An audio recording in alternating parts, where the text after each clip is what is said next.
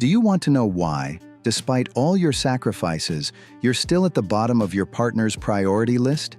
It's because you are actively teaching them how to disrespect you. In this video, I'm going to expose a terrifying truth. What you call love and selflessness is actually a fear of being alone that reeks of desperation.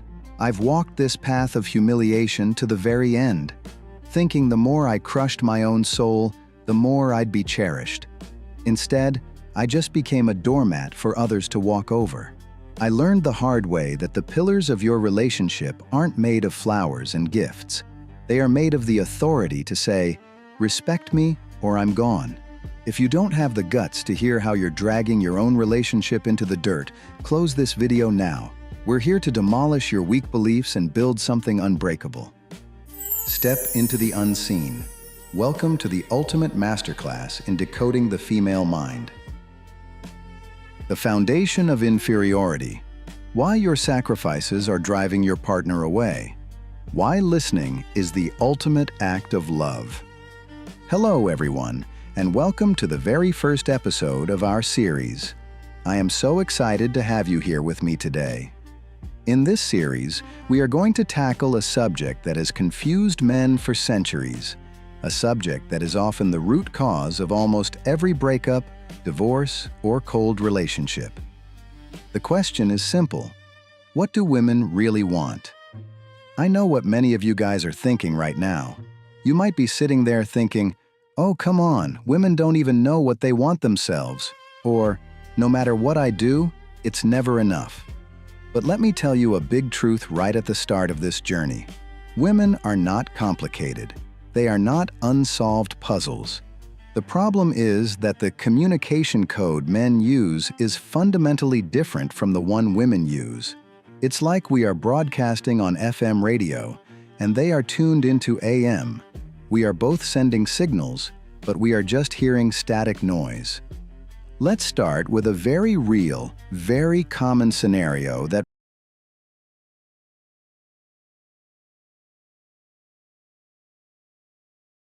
work. Has had a long, exhausting day taking care of the kids or dealing with family drama.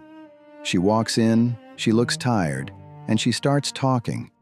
She starts complaining about the traffic, about how rude a cashier was at the grocery store, or how she feels like she's gained weight. Now, pay attention here. This is the critical moment. As men, our brains are biologically and socially wired to be problem solvers. We are fixers. When we hear a problem, our instinct is to find the fastest, most logical solution to make the pain go away. So, what do? I immediately say, "Well, babe, you should leave 10 minutes earlier tomorrow." Or, "Why don't you take the subway?" When she says, "My friend Sarah was so mean to me today," we say, "Well, just stop hanging out with Sarah. She's toxic anyway." We think we are being helpful. We think we are being heroes. But in reality, we are destroying the moment. In that specific moment, she is not looking for a solution. She knows the subway exists. She knows she can stop seeing her friend. She didn't lose her IQ just because she had a bad day. So, what does she need? She needs emotional validation.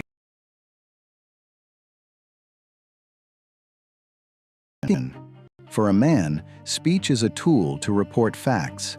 The car is broken, dinner is ready. But for a woman, speech is a mechanism to process emotions. When she talks to you, she is literally rearranging the furniture in her mind to feel better. She is releasing stress. When you interrupt her with a solution, you are basically blocking that release valve. It's like telling someone who is vomiting to just swallow it back down. It's unhealthy, and it makes them feel worse. When you offer a quick fix, the message you are subconsciously sending her is, "I don't have the patience to listen to your feelings, so let's wrap this up quickly." So, what is the solution? What should you do to fill this 15-minute video with real to master the art of active listening? And no, Listening doesn't mean just keeping your mouth shut while you scroll through Instagram on your phone. Women have incredibly sensitive radars for presence. If you are physically there but mentally checking sports scores, she knows. And that hurts more than if you weren't there at all. Active listening means you put the phone down. You turn off the TV. You turn your body towards her, look her in the eyes, and you just witness her pain. You use short, affirming sentences. You say things like, "I can't believe that happened. That must have been so frustrating for you." Or simply, "I get it, babe. I'm here." These simple sentences are magic spells. I validate your experience, and I am not judging you. When a woman feels heard, she feels safe. And when she feels safe, she opens up her heart in ways you can't imagine. But listening is just the foundation. It's the basement of the house. In the next part of this video, we are going to move up to the first floor. We are going to talk about something that most men completely ignore until it's too late. The magic of details. Why does noticing a new haircut or a small change in her mood matter so much? Stay tuned, because this next part is a game changer.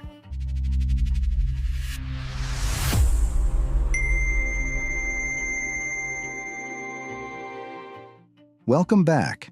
We just talked about the power of listening, which is the foundation of everything. Now, let's move to the second pillar, a concept that causes so much confusion and frustration for men: the need to be seen in the details. Let me explain the fundamental difference in how men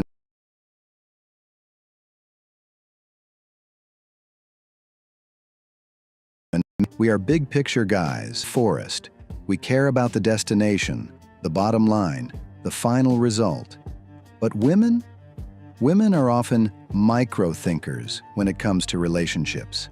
They see every single leaf on every single tree. They care about the journey, the nuances, and the tiny shifts in the atmosphere. Here is a classic scenario that I bet you have experienced or heard about. Your partner comes home from the hair salon. Maybe she just trimmed half an inch off the ends, or maybe she changed her hair color by just one shade. She walks in, stands in front of you, and waits. You look at her, you smile, and you say, "Hi, honey, how was your day?" And suddenly, the temperature in the room drops 10 degrees. She looks disappointed, maybe even hurt. She asks, "Do you notice anything different?" And panic sets in. You frantically scan her face, but you see nothing. You say, "You look great?" And she walks away, upset. You might think to yourself, "This is ridiculous. It's just hair. It looks exactly the same."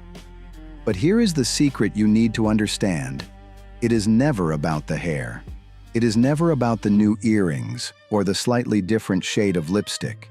It is about the question that is constantly running in the back of her mind. Does he still see me?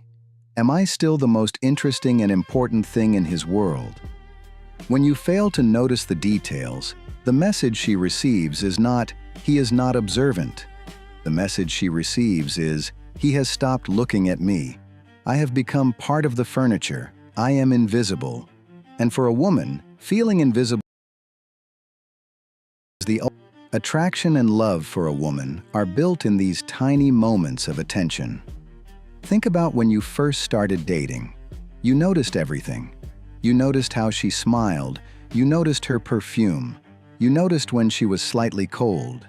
You were obsessed with the details of her existence. That attention made her feel like a queen. But as time goes on, we get comfortable. We stop looking. And when we stop looking, the spark starts to die. So, how do we fix this? You don't need to be a fashion expert.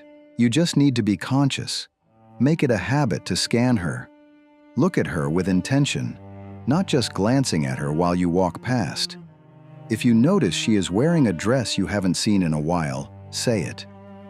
"Hey, that blue dress looks amazing on you." If you notice she has been quiet for the last hour, don't just ignore it and hope it goes away. Ask her about it. Say, "You seem a little quiet tonight. Is everything okay?" This brings us to emotional details. This is even more powerful than physical details. A woman wants you to be attuned to her emotional weather. If she is sighing while washing the dishes, that is a signal. If her text messages become short and cold, that is a signal. Most men ignore these signals until the explosion happens. But the smart man, the man who masters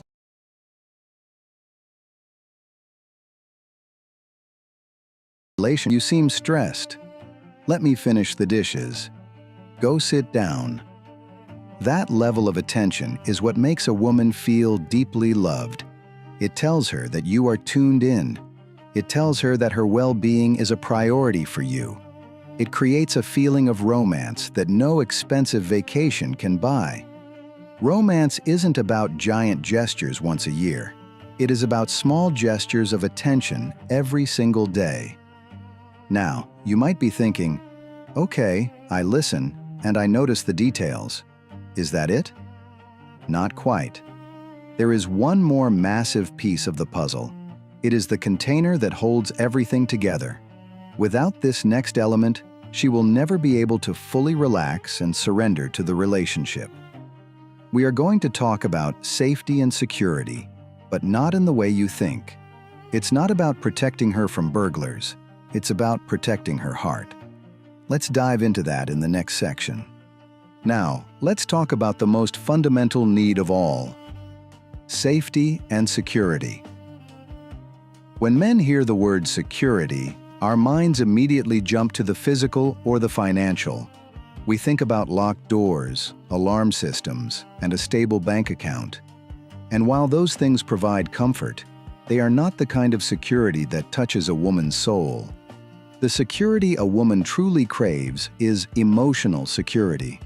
This means she needs to feel that she is emotionally safe in your hands. It means she needs to know that she can be her most vulnerable, raw, and imperfect self without being judged, mocked, or abandoned. Think about it this way. For a woman to truly open up her heart and share her deepest self, she has to feel like she is standing on solid ground. If the ground is shaky, if she's afraid that showing her emotions will make you angry or make you walk away, she will build a wall around her heart to protect herself. Emotional security is built through consistency. This is a word men often overlook. A woman needs to know which version of you she is going to get when she walks through the door. If you are a hero one day and a stranger the next, if you are warm in the morning and cold and silent in the evening for no apparent reason, you are creating instability. In that instability, her anxiety grows. She starts walking on eggshells, trying to figure out how to keep the peace. That is the opposite of safety. Another huge part of security is public support. A woman needs to know that in a world that can be harsh and critical, you are her primary ally. When you are out with friends, or with family, or even in a public setting, she needs to feel that you have her back. Never make her the punchline of a joke in front of others. Never take someone else's side over hers in public, even if you think she's wrong. You can discuss the disagreement later in private, but in front of the world, you must be a united front. When she feels that you are her protector in the social and emotional sense, her loyalty to you becomes unbreakable. Security also comes from transparency. Secrets are the poison of emotional safety. Even small, seemingly insignificant secrets can create a sense of unease. When you are open about your day, your feelings, and your plans, it sends a message. I have nothing to hide because you are my partner in everything. When a woman doesn't have to play detective to figure out what's going on in your life, she can finally relax. And finally, security is about the anchor. Life is full of storms. There will be health issues, financial stresses, and family problems. In those moments, a woman doesn't necessarily need you to have all the answers. She needs you to be the anchor. She needs to look at you and see that you are not panicking. that you are present, and that you are saying, "We will figure this out together." Your presence and your calm are more protective than any weapon or any amount of money. When you provide this kind of emotional safety, something incredible happens. The woman in your life stops being defensive. She stops being difficult. She begins to blossom because she no longer has to spend all her energy protecting herself. She can finally give you the best of herself. How do we make all of this last? How do we ensure that these aren't just ideas we think about today, but habits we live by forever? In the final part of this video, we are going to wrap everything up, and I'll give you a simple daily roadmap to transform your relationship starting tonight. Don't go anywhere.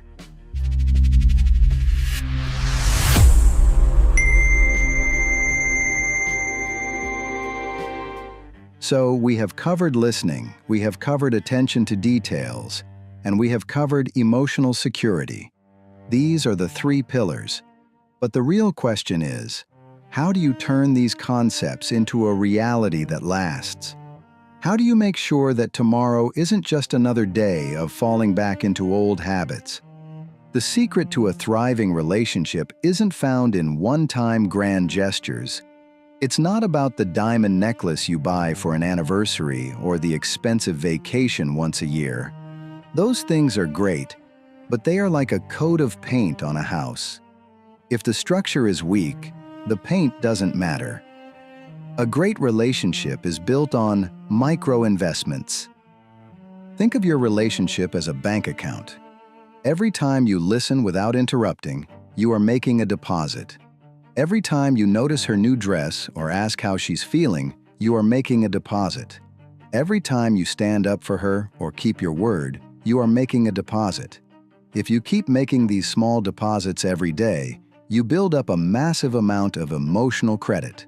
When the hard times come, and they will come, you have enough credit to get through the storm. But many men only try to make a deposit when the account is already overdrawn and the relationship is in crisis.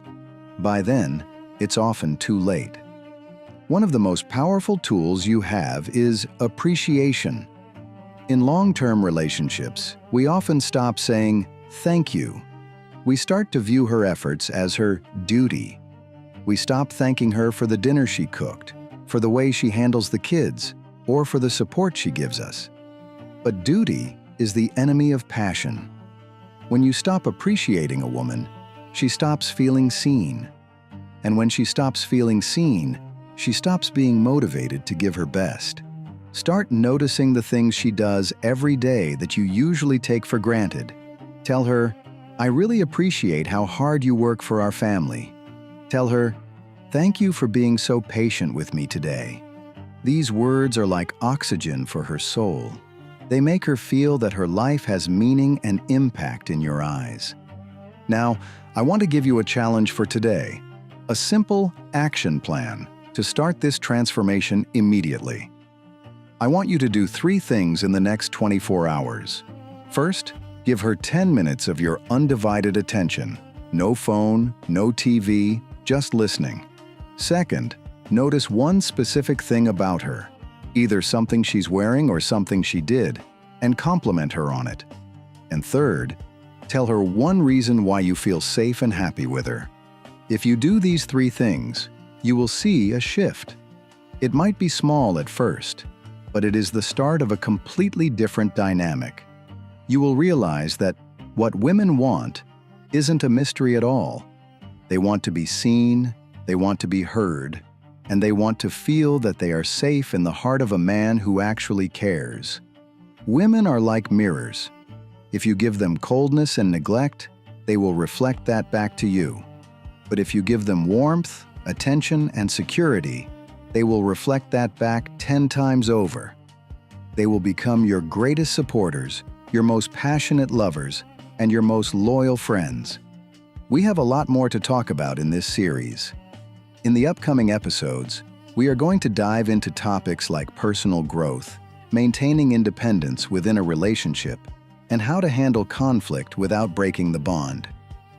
We are going to build a roadmap for a relationship that doesn't just survive, but thrives. Thank you so much for spending this video with me. It shows that you care about your growth and the quality of your life. Please leave a comment below and let me know. Which of these 3 pillars do you find the most challenging? I read every single comment, and I'll be answering your questions in the next video. Until then, take care of yourself and take care of the heart that has been entrusted to you. I'll see you in the next episode.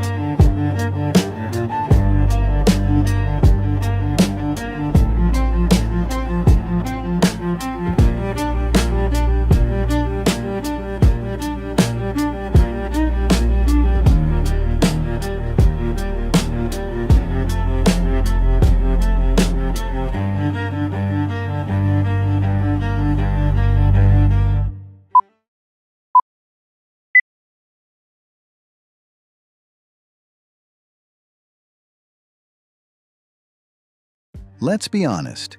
You talk about personal growth, but in reality, you are sucking all the oxygen out of your relationship with your pathological dependency. In this video, I'm going to expose a truth you'll probably hate to hear. You are being ignored because, outside of that relationship, you are essentially nobody. I've been there, tying my entire happiness to a single text or call from my partner. And that was exactly when I lost all my charisma. I learned that independence isn't a choice, it's a survival necessity. If you don't have your own world, your own goals, and your own powerful solitude, you're just a burden. I'm here to show you how to pull that authoritative self out from under the rubble of dependency before your relationship completely suffocates you. Step into the unseen. Welcome to the ultimate masterclass in decoding the female mind. The Emotional Parasite Trap. Why you're attractive to no one without a personal world. Welcome back, everyone. Today, we're diving into a topic that a lot of guys find a bit confusing or maybe even a little threatening. But honestly, it's actually the secret sauce to a long-lasting, high-energy relationship. We're talking about independence and personal growth. Now, there's this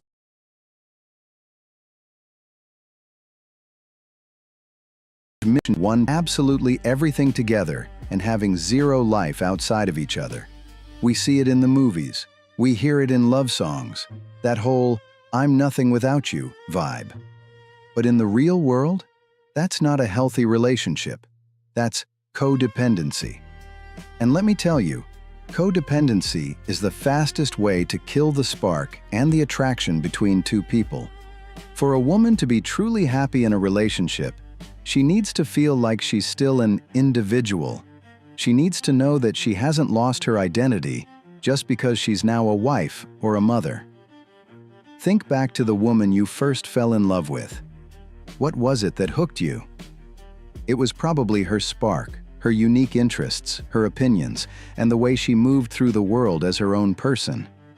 If you take that independence away, or if she gives it up just to keep the peace, that glow is going to fade away pretty fast. That's why personal growth is a basic human need. A woman needs the space and the encouragement to go after her own goals, whether that's her career, her education, a hobby, or even just having her own circle of friends. When a man supports his partner's growth, he's not losing her. He's actually making the relationship way stronger. Why? Because a woman who feels fulfilled and confident is a woman who brings more energy, more intelligence, and more passion back into the home. I've seen so many guys get insecure when their partner starts winning or wants to spend time on herself. They think, man, if she becomes too independent, she won't need me anymore. But here's the truth. You want a woman who wants to be with you, not a woman who is forced to be with you because she has no other options. Choice is the highest form of love. When she has her own life and her own interests, and she still chooses to come home to you every night, that's real commitment. Supporting her independence also means respecting her me time. In the middle of the chaos of work and family, a woman needs time to just recharge. Maybe it's an hour at the gym, a coffee date with a friend, or just sitting alone with a book. The best gift you can give her in those moments is zero guilt. Don't make her feel bad for wanting time away from you. Instead, be her biggest cheerleader. Say, "Hey babe, you've been killing it lately. Why don't you take the evening for yourself? I've got everything covered here." When you do that, you're showing some serious emotional maturity. You're telling her, "I'm so secure in myself and in our love that I don't need to control you." And that, my friends, builds an incredible amount of trust and respect. In the next part, we're going to talk about how this independence actually keeps the fire burning in the long run. Stick around.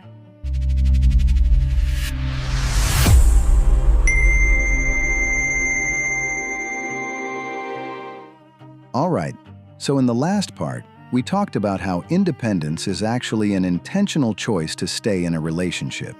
Now, let's answer a big question. Why does a little bit of distance in the short term lead to much more closeness in the long term? It might sound weird at first, but in psychology, we call this the law of desire. Look, one of the biggest enemies of any relationship is monotony, that feeling of being way too predictable. When two people are glued to each other 24/7 and have zero separate experiences, they eventually run out of things to talk about. All your memories are the same, all the people you see are the same, and your thoughts just start to merge into one. When that happens, that pull or that attraction you had at the beginning starts to fizzle out. Why? Because there's nothing left to discover about each other. When you give your partner space to follow her own passions, maybe she takes an art class, goes on a business trip, or just goes hiking with her friends, you're actually giving her permission to come back home with new information, fresh energy, and stories you haven't heard yet. When she walks through the door, excited about what happened during her day, you see that woman again, the one who has her own world. That tiny bit of mystery is vital for keeping love alive. A lot of guys ask me, "But what if she's super happy without me?" Here's the answer. If she's happy without you, it means her mental health is in a good place. And a happy person is a much better partner than someone who is depressed or feels trapped. Women who collapse their whole world into just the house and serving the family often develop hidden resentment. They feel like their life is passing them by, and they bring that negative vibe back to you and the kids. But a woman who feels like she's growing? She feels powerful from the inside out, and she brings that power back as love and peace. There's another subtle point here. Confidence. When a woman has her own intellectual or financial independence, her confidence skyrockets. And let's be honest, a confident woman is more attractive. She's not constantly looking to you for every single bit of validation, and she walks beside you with a sense of pride. This makes you, as a man, even more proud to have her by your side. So, from now on, instead of getting annoyed when she wants to do something for herself, try asking her, "What did you learn today?" Or, "Did you have a good time?" Let her feel that her separate experiences and successes are valuable to you too. This shows you accept her as a whole person, not just someone whose job is to serve your needs. In the next part, we're going to tackle a really sensitive topic: how to support your partner's big successes without it hurting your ego. This is where a lot of relationships hit a dead end, so you don't want to miss it.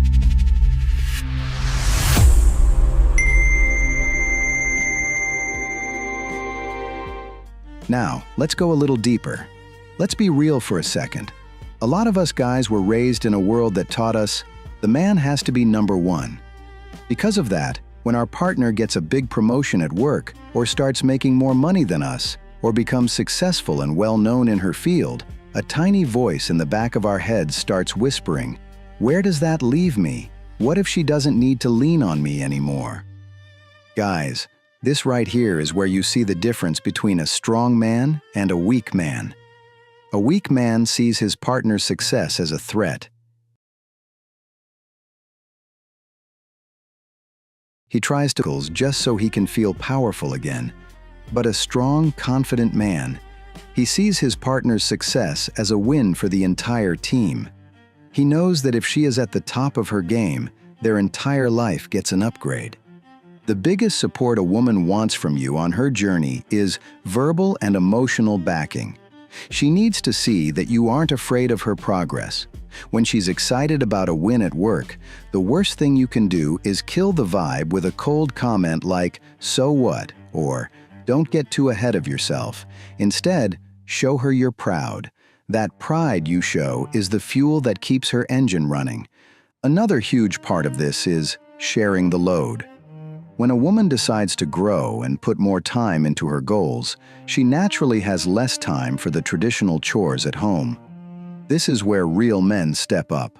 Support means that if she has an exam or a massive project to manage, you step in and handle the house or the kids without acting like you're doing her a huge favor.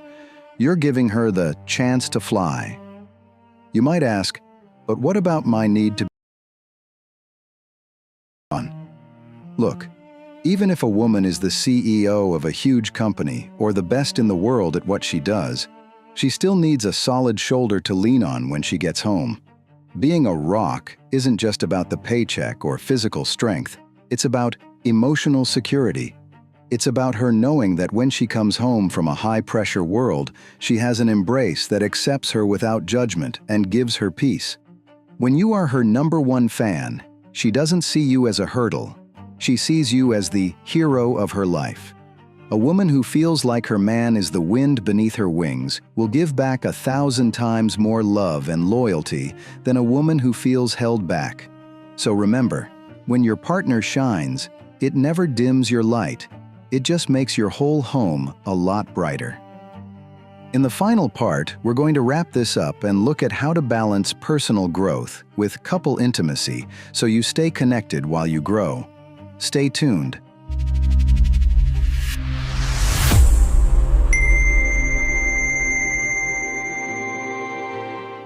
So, we established that a woman's independence and success isn't just a good thing. It's actually the engine that keeps the relationship moving. But there's one big question left. How do we make sure all this personal growth doesn't end up pulling us apart? How do we find that perfect balance? Look, independence doesn't mean I don't need you. The real danger starts when personal growth happens at the expense of the relationship. If both of you get so lost in your own worlds that you stop looking into each other's eyes, that's not independence anymore. That's isolation. The secret to balancing this is simple. Grow separately, but in the same direction. I call this quality solitude. When you and your partner both have your own space, the time you do spend together becomes sacred. It means during that shared time, the phones go away, work stress stays outside, and you go back to being those two people who fell in love in the first place. Independence allows you to be more complete as individuals, so when you come together, you have something much more valuable to offer each other. A great practical way to keep this balance is by having shared dreams. While she's crushing it in her career and you're focusing on your projects, you need a third project called Us. This could be anything: planning a trip, learning a new skill together, or even just a daily habit like a 10-minute night walk. These links ensure that no matter how much you grow, your roots stay tangled together in the same soil. As we wrap up this episode, I want to share a truth with you. A woman who feels she can be her true self with you, who feels she can reach her full potential while standing by your side, will never trade that for anything. She'll realize that you aren't just her lover. You are her best coach and her biggest fan. That's the highest level of intimacy a relationship can ever reach. Thank you so much for spending these 15 minutes with me. I hope from today on, you look at your partner's personal space and goals with a whole new perspective. Remember, a relationship is like a dance. Sometimes you need to step apart to spin around, only to come back into each other's arms with even more energy. In the next episodes, we're going to get into even more exciting topics, like handling biological differences and how to keep the flame of passion burning like day one, even after 10 years of marriage. I really want to hear from you. Have you ever felt worried about your partner's success? Or on the flip side, how has your support helped her reach the top? Drop a comment below so we can all learn from each other.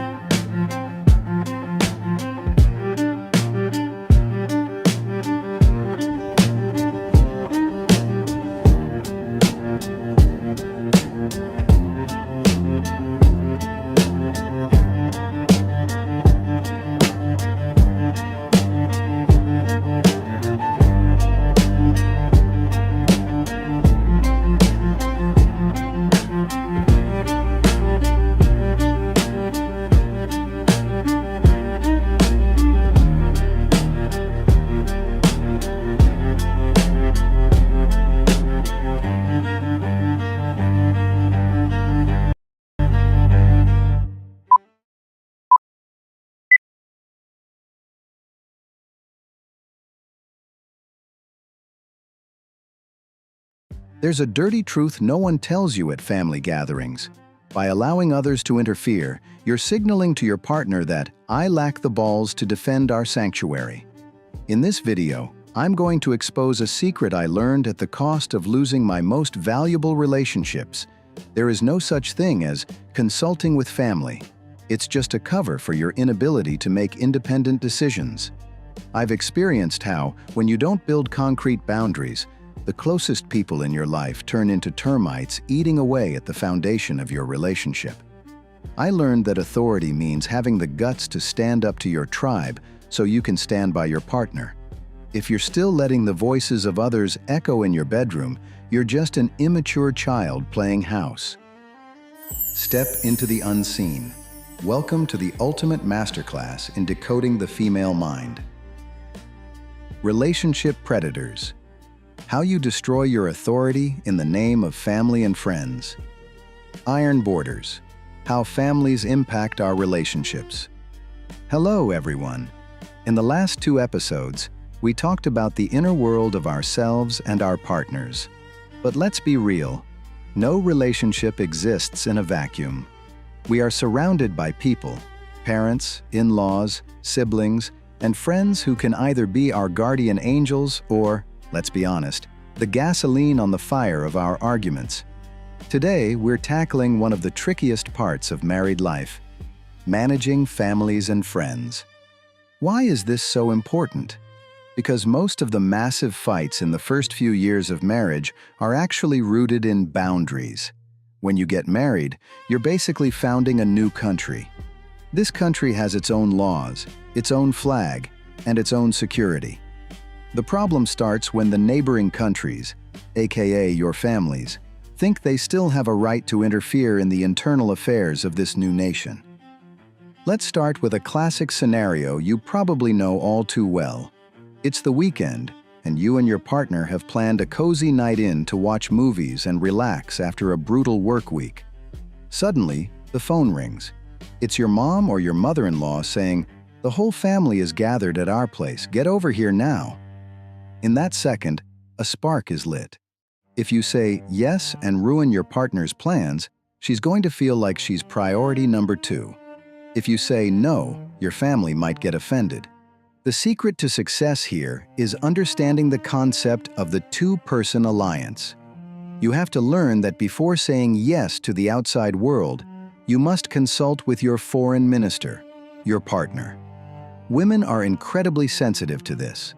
For a woman, seeing her man stand up to family pressure to protect their private time is the most attractive and secure feeling in the world. It tells her she can truly lean on you. But don't get me wrong, I'm not saying you should go to war with your families or cut them off. Not at all. Families are our roots.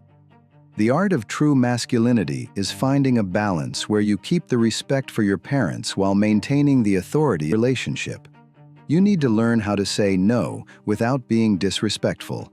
For example, instead of saying, "We're not coming," try saying, "We'd love to be there with you, but we've already planned a private night in. We'll definitely drop by midweek instead." Another piece of the puzzle is friends.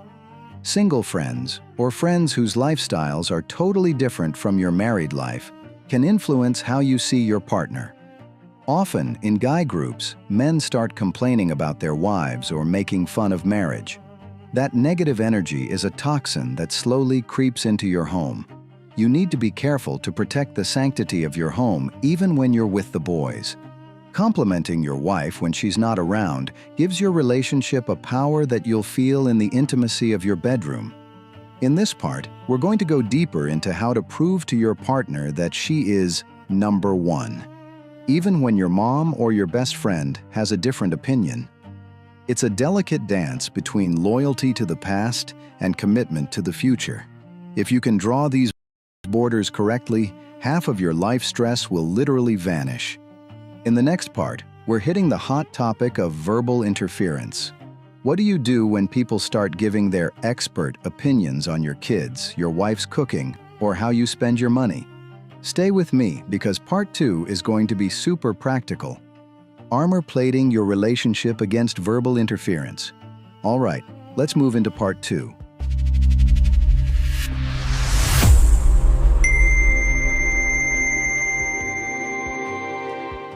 We talked about physical borders, but now we're entering the main battlefield, verbal interference. This is where an aunt, a cousin, or even a close friend can ruin a whole week of peace with one simple sentence. Comments like, "Why don't you have kids yet?" "Shouldn't you control your wife's spending?" Or, "Did you see how amazing so-and-so keeps her house?" Look, when someone feels entitled to comment on your most private matters, they are targeting your partner's emotional security. Women are extremely sensitive to comments from their in-laws. Why? Because they want to be accepted and respected by your family. When you stay silent in the face of a snide remark or an intrusive opinion, your partner interprets that silence as agreement or a sign that you're weak and can't protect her. The golden strategy here is information filtering. You shouldn't let every single word said in your family reach your partner's ears, and vice versa. If your mom criticizes your wife, you don't need to recount it in detail. Your job as a man is to be a shock absorber. Take the pressure, handle it right then and there, and don't let that negative energy enter your home's safe space. Your support shouldn't be aggressive. If someone interferes, show them you own your life with total respect but absolute firmness.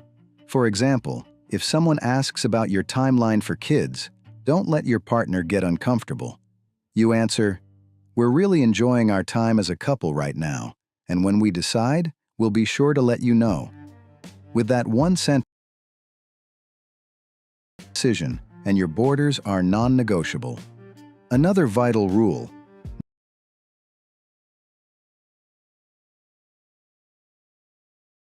you and your partner might fight today and make up tomorrow, but your family will not forget those words. You end up destroying her image in their minds, which becomes the root of future interference. Problems in the house stay in the house. When the outside world sees that you stand behind her like a mountain, they'll eventually learn to keep their distance and mind their own business. In part 3, we'll look at how friends and social media can mess with your relationship.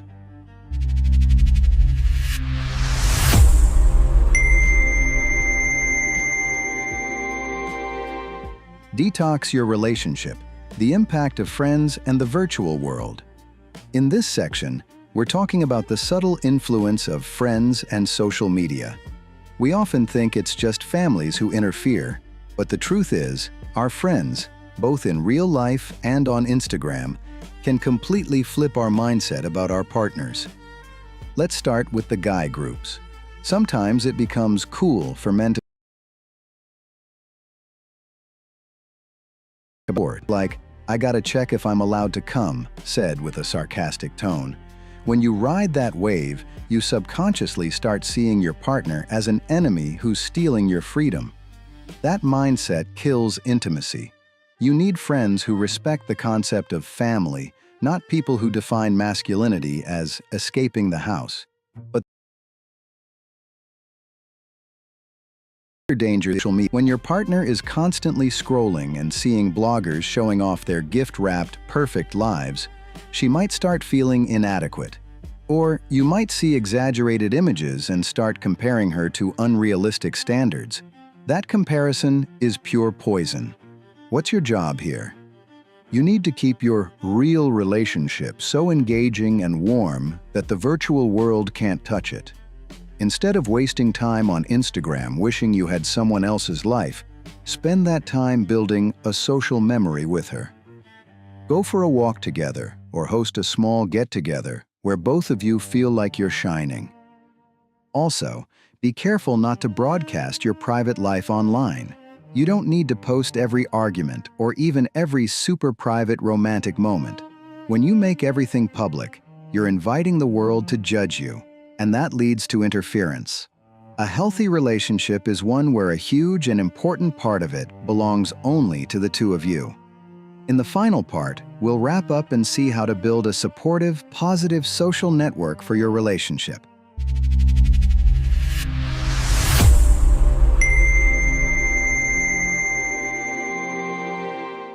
Building a supportive tribe, final wrap-up. We've made it to the final part. We've learned how to set boundaries with families and how to steer clear of the negative vibes from friends and social media. But what's the positive side? We humans are social creatures, and we need a tribe for our relationship to grow. But not just any tribe. We need a supportive social network. Building this network is an art form. You and your partner need to agree on who you hang out with. Spend time with people who have healthy relationships themselves. When you surround yourself with couples who respect each other, love each other, and prioritize each other, that behavior rubs off on you. Conversely, hanging out with toxic couples who constantly put each other down is like a contagious disease. It will eventually destroy your peace too. The final and most crucial point is social appreciation. When you're in a family or social gathering, compliment your partner. Not in a fake or over-the-top way, but for real. For instance, say, "I'm so grateful that even though she was busy, she helped me take care of my mom last week." When you give your partner credit in front of others, two things happen. First, she becomes incredibly more loyal and closer to you. Second, you teach everyone else exactly what level of respect they need to show her. Managing external relationships ultimately boils down to one thing: unconditional commitment to the two-person team. If the whole world is on one side and your partner is on the other, you must act in a way that she knows, without a doubt, that you are on her team. That doesn't mean being enemies with everyone else. It just means being clear about your priorities. When families and friends see that you are kind and respectful, but that your home's boundaries are not for sale, they will learn to respect that space. Thank you for spending this video with me. Managing social relationships might be the hardest part of life, but when done right, your family and friends become the wings that help your relationship fly, not the chains that hold. The challenging topic of money matters and wealth management in relationships. Let me know what you think. Have families ever caused challenges in your relationship? How did you solve it? Until next time, guard the borders of your heart. Goodbye.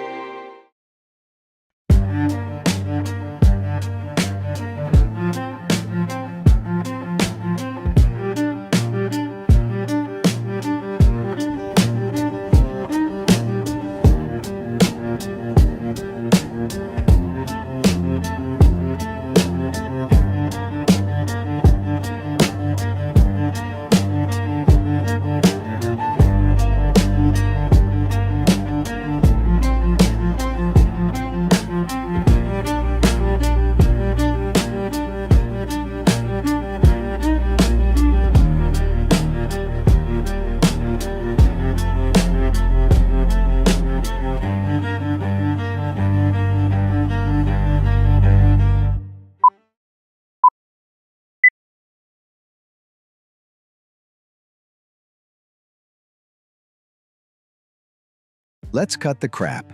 In the real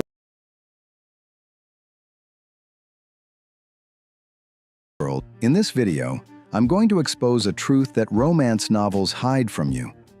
Your bank account directly impacts the level of authority and charisma you hold in your partner's eyes. I've experienced firsthand how losing control over your finances means losing control over the respect you receive. I learned that financial dependency is equivalent to handing over the reins of your soul to someone else. If you think you can build an authoritative relationship with just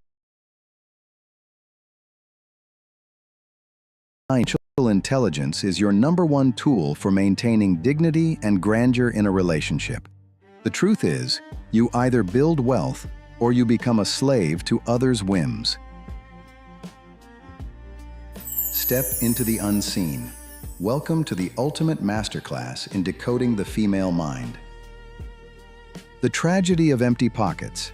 How financial instability and dependency kill your sexual and emotional attraction. Money, a tool for love or a weapon for war? Hello, everyone. Today, we're tackling a subject that, according to statistics, is the #1 or 2 reason for breakups and divorces worldwide. Money. Let's be totally honest with each other. Money has never been just about numbers on a screen or pieces of paper in your wallet.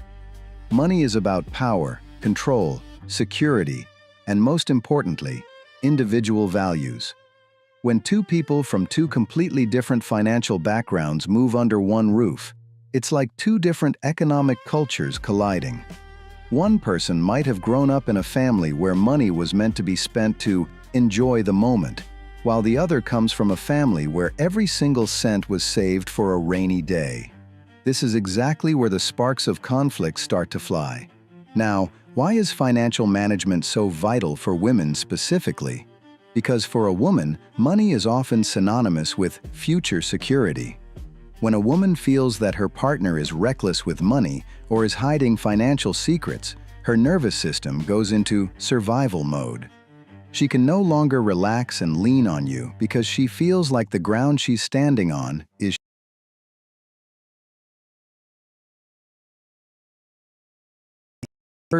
absolute termites eating away at the foundation of trust. It doesn't matter how much you earn. What matters is that your partner knows the actual state of the ship you're both sailing. One of the biggest mistakes men make is thinking that because they earn more or because they are the sole provider, they should have all the decision-making power. Let me tell you, that mindset is pure poison for a marriage. In a healthy relationship, money isn't mine or yours. It belongs to our team. Even if your partner is a stay-at-home mom and doesn't have an outside income, her creating peace is worth every single dollar you bring home. When you give her an active role in big financial decisions, like buying a car, a house, or making an investment, you are telling her, "You are my real partner, not just a spectator in this life." Let's talk about a deeper concept: financial personalities. You need to figure out which category you and your partner fall into. Are you a spender or a saver? Interestingly, in many relationships, these two opposites attract each other. The saver helps the spender stay out of debt, and the spender teaches the saver how to actually enjoy life. But if you don't understand these differences, you'll spend your whole life fighting over, "Why did you spend so much?" or "Why are you being so cheap?" In this part, I want to emphasize one key point. Money should serve the relationship, not the other way around. We work to have a better life, not to sacrifice our happiness just to collect numbers we never enjoy. To make your partner feel financially secure, roadmap, clients, and long-term goals, like retirement or the kids' education. When you agree on these goals together, every time money is spent or saved, both of you feel like you're moving toward a shared destination. In the next part, we're going to hit a very sensitive topic: bank accounts. Should you have a joint account or keep them separate? And how can you manage expenses without making your partner feel controlled? This is going to be a very raw and honest talk. Stay tuned.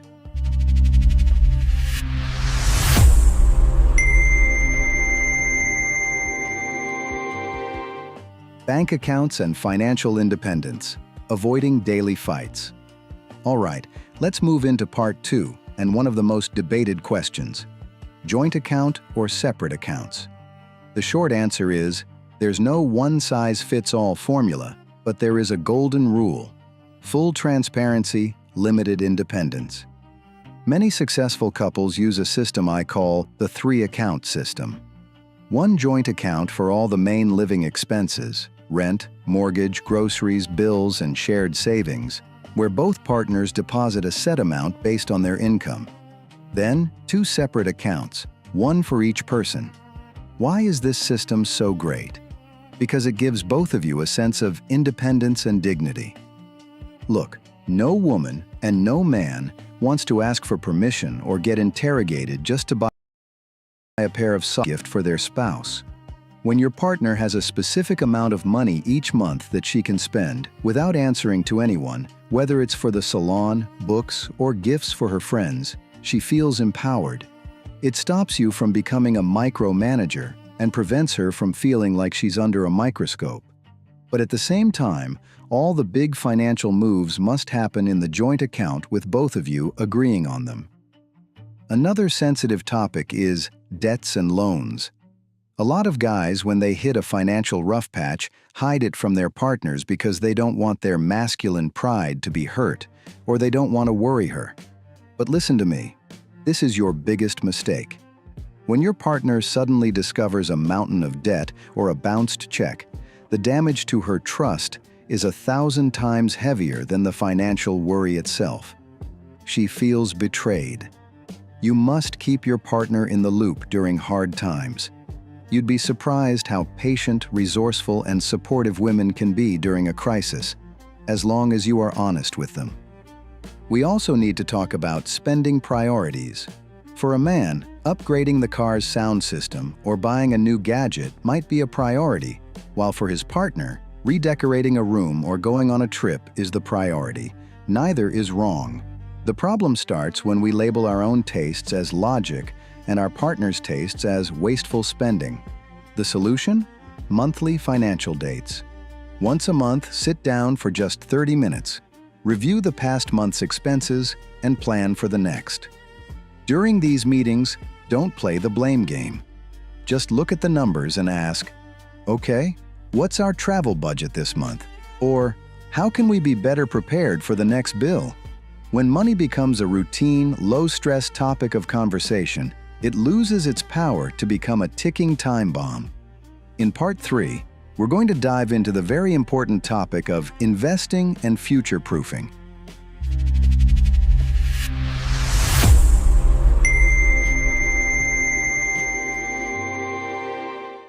Building a 2-person empire, investing and financial intelligence. In this part, we're moving away from survival and heading toward growth.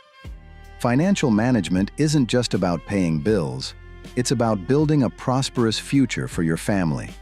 Women are naturally wired to look for stability and permanence.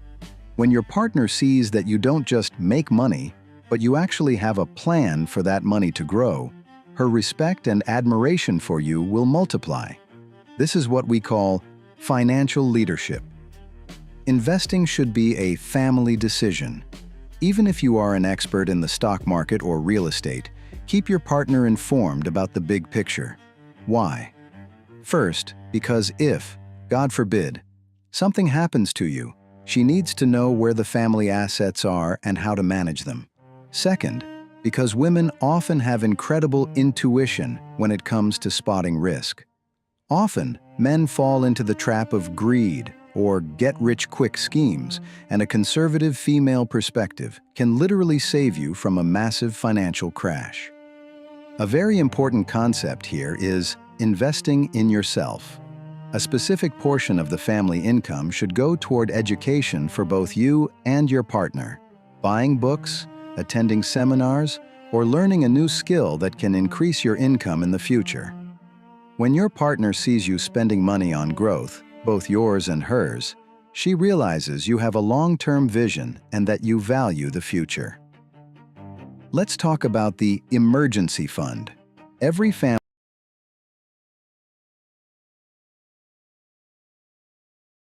needs access to real emergencies like illness or sudden job loss. Having this fund significantly lowers your partner's subconscious anxiety.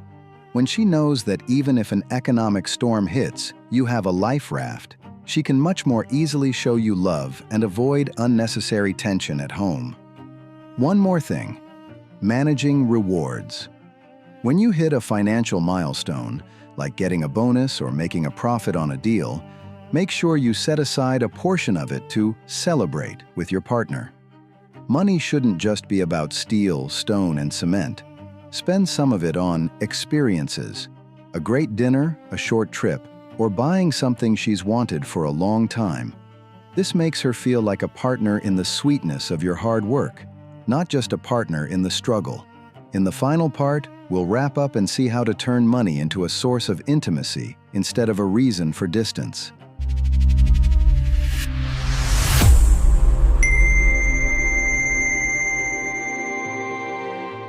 From financial rivalry to partnership, final wrap-up. We've reached the final part of episode 4. So far, we've learned that transparency, having separate accounts alongside a joint one, and involving each other in big decisions can truly bring peace to your home. But at the end of this discussion, I want to emphasize something more important than all these techniques: how you talk about money. Most relationships don't fall apart because of a lack of money, but because of the way they talk about money.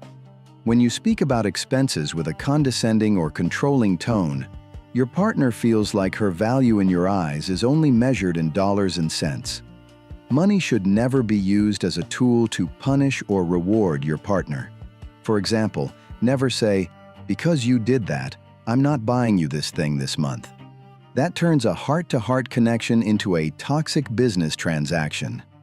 One of the most beautiful things you can do is show generosity in the relationship. Sometimes, even if your budget is tight, a small, unexpected gift for your partner shows her that she is your most valuable asset. Don't let obsessive bean counting kill your generous spirit. Remember, at the end of life, nobody feels happy because of their bank balance. They feel happy because of the quality of the moments they built with the people they love.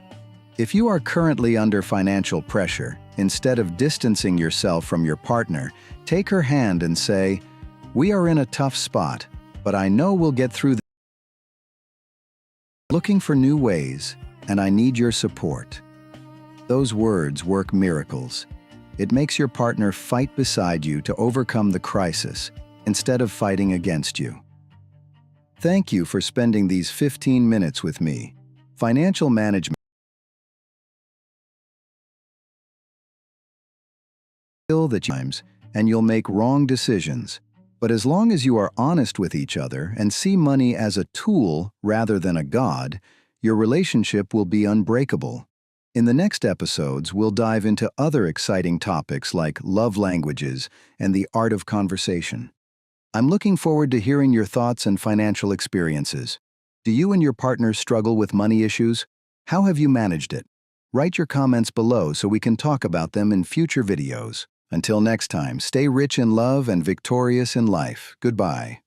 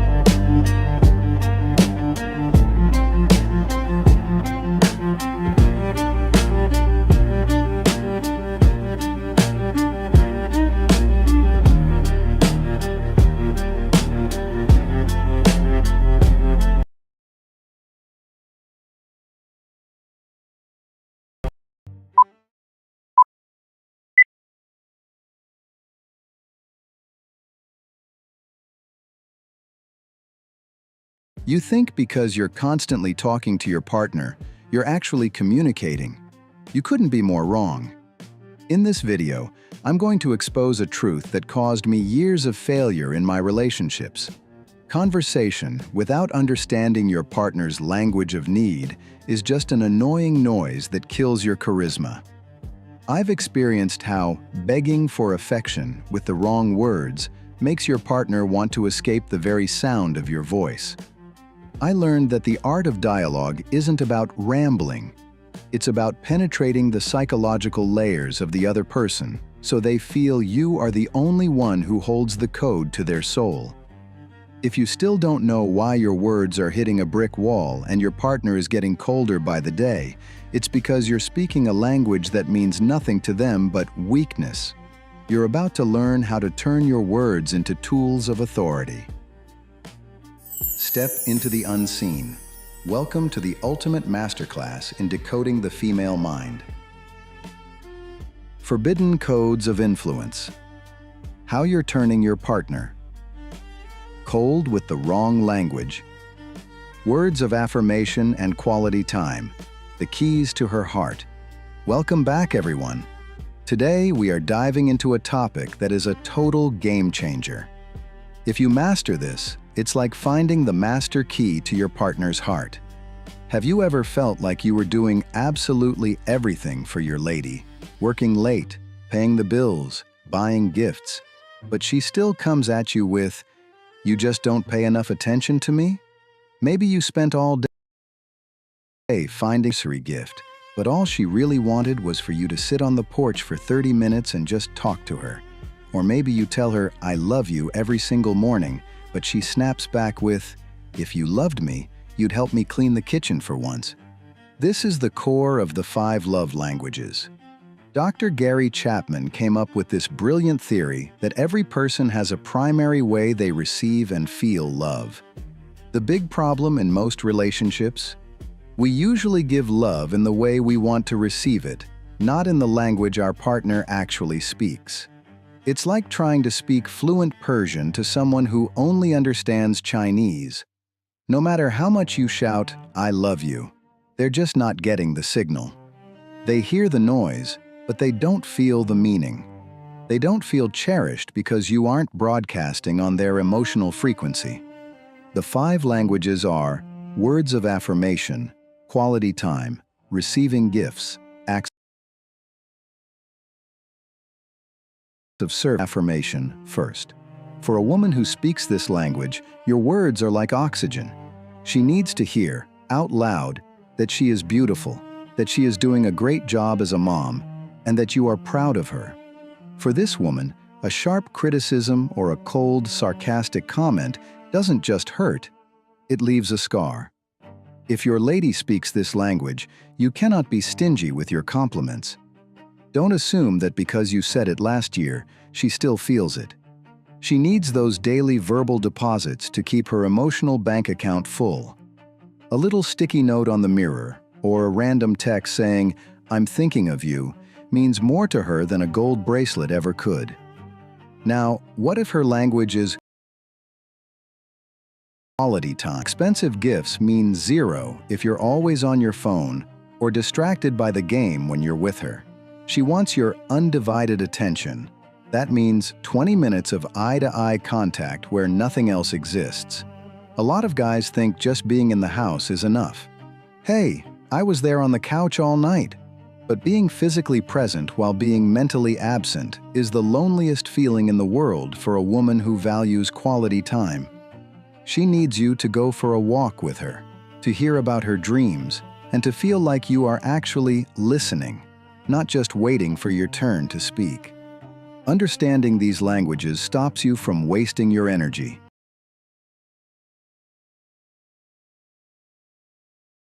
The reason is with a massive hole in the bottom. You have to find the right bucket. Most of those late-night arguments about nothing, they're actually about an empty love tank. When a woman's love tank is empty, she gets irritable and sensitive. You might think she's changed, but the reality is she's just starving for love in her own language. When you learn to speak her code, you'll be amazed at how fast the intimacy returns.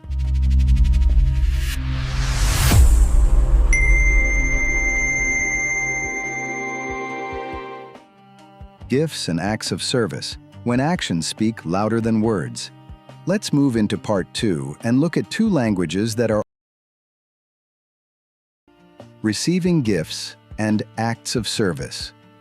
First, let's clear up a huge myth. When someone's love language is gifts, it does not mean they are materialistic or gold diggers. Not at all. For these people, a gift is a physical symbol that says, "He was thinking about me." The price wiped stone you found on a hike, or her favorite snack you picked up on the way home, tells her, "Even when I wasn't with you, you were on my mind." If your partner speaks this language and you forget an anniversary or a birthday, it's not about the gift, it's about like she no longer matters to you. Then we have acts of service. This is huge for a lot of women. For them, the phrase "I love you" is best translated into washing the dishes, vacuuming the living room, or taking the heavy grocery bags out of their hands. If this is your wife's language and you're lounging on the couch asking her to bring you a tea while saying, "I love you, babe," she's probably going to explode inside. She's thinking, "If you loved me, you'd see how tired I am and help me out." For the 1,000 times louder than words. Helping with the chores sends a clear message. I value your time and energy, and I don't want you to be overwhelmed. It's the ultimate form of respect. The 5th language is physical touch. And no, this isn't just about sex. For someone with this language, a long hug when you walk through the door, holding hands while walking, or a simple hand on the shoulder while she's cooking. Without these small, frequent physical connections, she feels rejected and isolated. She needs to feel your physical presence to know the bond is still strong. This isn't about the bedroom. It's about the everyday skin-to-skin reassurance that you are her partner and her protector. So, the billion-dollar question: how do you figure out her language? Here are 3 quick tips. First, what does she complain about the most? If she says, "You never help me," her language is service. If she says, "You're always on your phone," it's quality time. Second, how does she show love to you? Usually, people do for others what they wish was done for them. Third, just ask her. Sit down tonight, explain these 5 languages, and ask, which of these makes your heart feel the warmest? Once you know, you've got to practice. It might feel weird to give compliments if you didn't grow up that way, but remember, you're learning a new language to communicate with the woman you love. It's the best investment you'll ever make.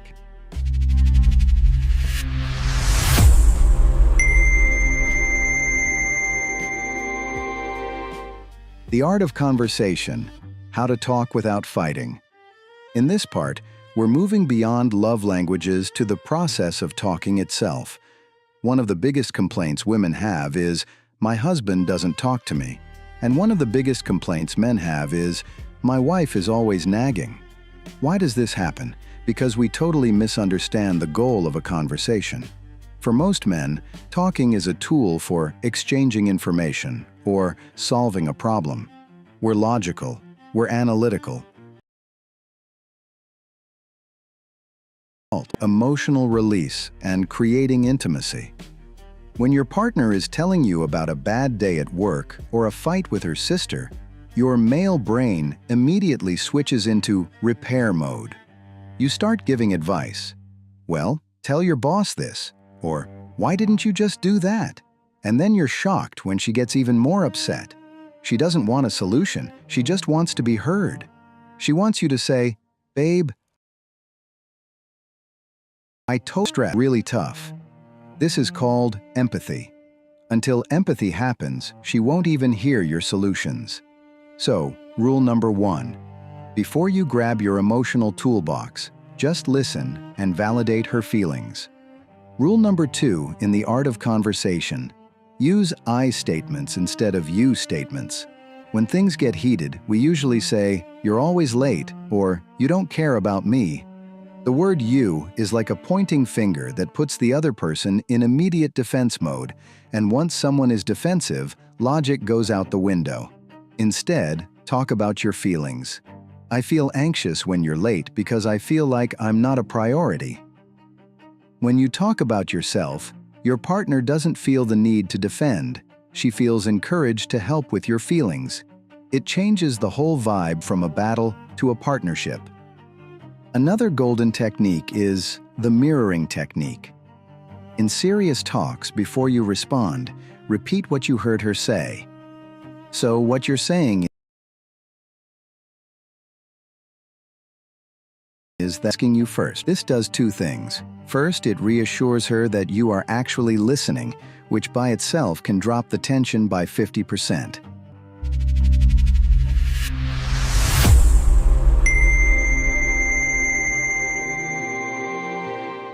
Creating sacred spaces and final wrap-up. We've made it to the final part. We've learned how to speak her specific love language and how to use empathy instead of logic during arguments. But the last piece of the puzzle is consistency and creating safe spaces to talk.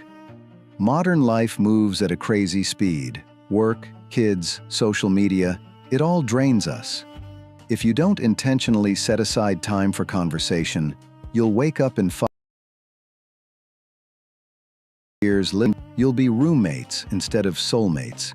I suggest you implement the golden 15-minute rule. Every single night, when everything else is done, spend 15 minutes with no phones, no TV, and no talk about bills or the kids. Just talk about yourselves. Ask each other, "What made you happy today? What's been on your mind lately? How can I make tomorrow a better day for you?" These simple questions create an intimacy that no physical act or expensive gift can ever replace. It builds a psychological bridge that stays strong even when the outside world is falling apart. Another huge topic is the art of the apology. We all mess up, every single one of us. But a real man is someone who, when he realizes he's wrong, swallows his pride and offers a sincere more than being right. A real apology doesn't include excuses. Don't say, "I'm sorry you're upset because you're so sensitive." That's not an apology, that's an insult. Say, "I'm sorry my words hurt you. I'm going to do my best to make sure it doesn't happen again." This kind of vulnerability tears down walls and makes her want to forgive and love you more. Find that learning love languages and the art of conversation is a marathon, not a sprint. Things won't become perfect overnight. You'll mess up, you'll forget her language, and you'll fall back into old habits. But the important thing is that you know the path. When your lady sees that you are trying to understand her better, that effort is love to her. In the real world, love is a verb, not just a feeling. Love is the daily choice to learn, to listen, and to sacrifice for the growth of you with me. I hope that starting tonight, you try just one of these techniques and see the miracle it works in your home. In the next episode, we are going to tackle a very sensitive and exciting topic: keeping the sexual and emotional spark alive in the long run. Drop your comments below. What's your love language? And what's the hardest part about talking to your partner? Until next time, speak the language of love. Catch you later.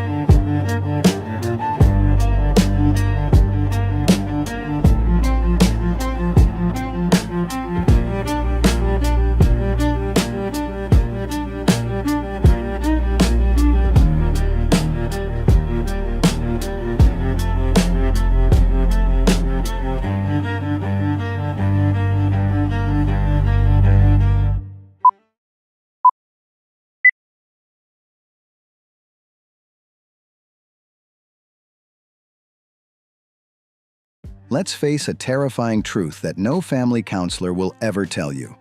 Excessive intimacy is the killer of sexual desire. In this video, I'm going to expose a secret I discovered after years of coldness and repetition in my own relationships. When you become like a kind parent or a predictable to your sex life, passion survives where there is distance and authority, not where you've dissolved your entire identity into your partner. I've experienced how being constantly available turns even the most attractive people into a boring entity that no one craves to possess anymore. If your bedroom has gone cold, it's because you sacrificed your mystery and personal territory for a hollow sense of security. It's time to learn how to reignite that wildfire using the tools of distance and dominance. Step into the unseen. Welcome to the ultimate masterclass in decoding the female mind. The silent bedroom killer. How you killed your partner's libido by being too nice. Why do the flames fade? Dissecting coldness in relationships. Welcome back, everyone. Today, we are diving into a topic that might feel like a bit of a taboo, and some of you might even feel embarrassed to talk about it openly. But let's be real. The heartbeat of any long-term relationship depends on it. We are talking about passion and spark.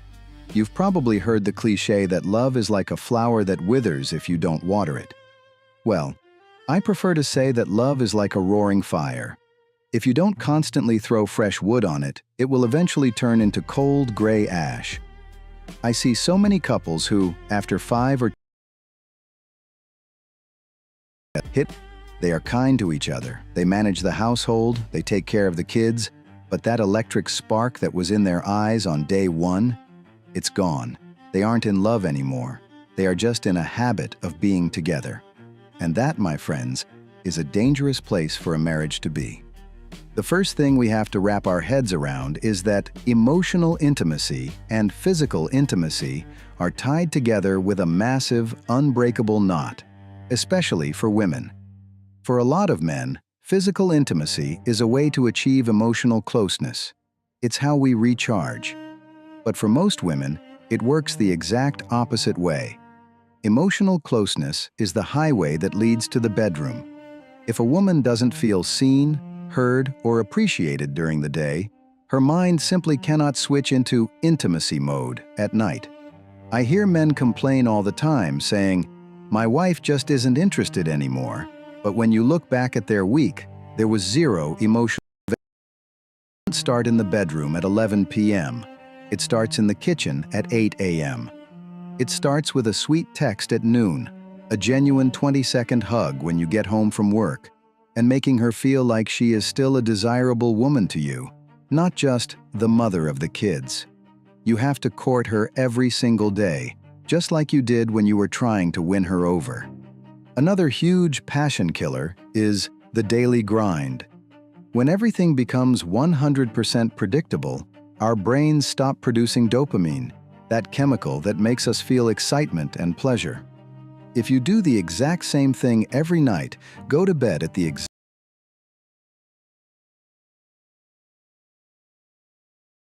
exact same shock disappears. The human brain is wired to crave novelty. In the beginning of your relationship, everything was new. You didn't know everything about each other. Every date was a mystery and an adventure. But now, you think you've read every page of her book. But here's the truth. People are constantly evolving. The woman your wife is today is not the same person she was 5 years ago. If you stop trying to discover her, the passion starts to die a slow death. In this episode, we are going to learn how to bring that novelty back. We are going to learn how to escape the trap of becoming average. Passion isn't something that just stays alive on its own. Passion is something you give it your time and energy. Many men that the way, it's just the starting line. You have to spend the rest of your life winning her heart over and over again. In the next part, we'll look at practical strategies to bring the fire back into both your emotional and physical massive results. Trust me, this conversation is going to shake things up for the better. Don't go anywhere.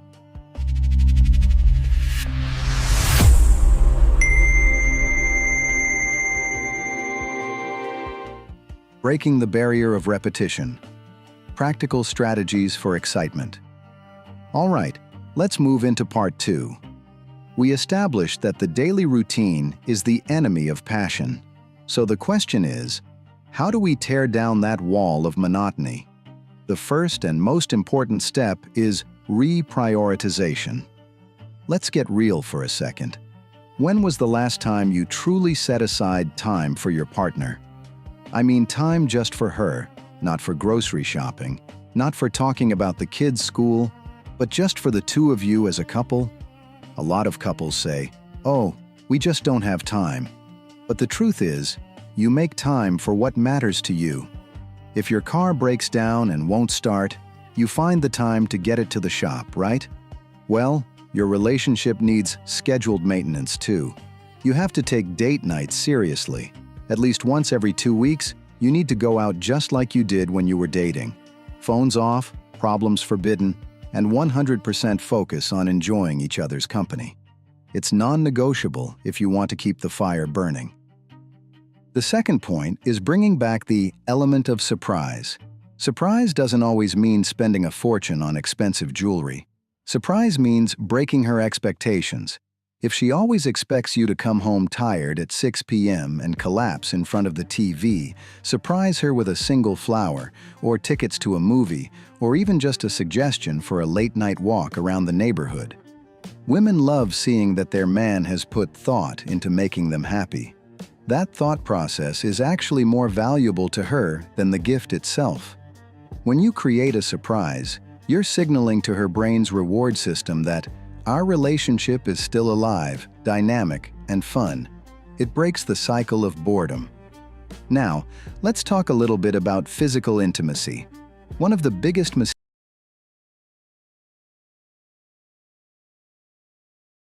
in when everything happens according to the same old boring script, it loses its magnetic pull. Physical intimacy should be a reflection of emotional intimacy.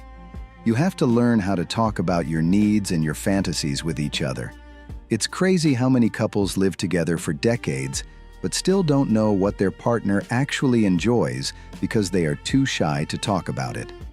Talking about sex in a safe, non-judgmental space is actually one of the highest forms of intimacy there is. It builds a level of trust that you can't get anywhere else. Also, remember that variety isn't just about bedroom. Variety is about how you see each other. Try to see your partner in different environments. When you see her in a social setting or doing something she's passionate about or learning a new skill, new dimensions of her personality light up. It reminds you that she is a complex, interesting person and that reignites the spark of desire. We call this health distance. When both partners have a little bit of their own life and independence, like we talked about in the earlier episodes, when they come back together, there's much more pull. In the next part, we are going to dive into the role of security and trust in taking your passion to the next level. We'll see how a man can create a space where his partner feels completely free and eager. Stay with me.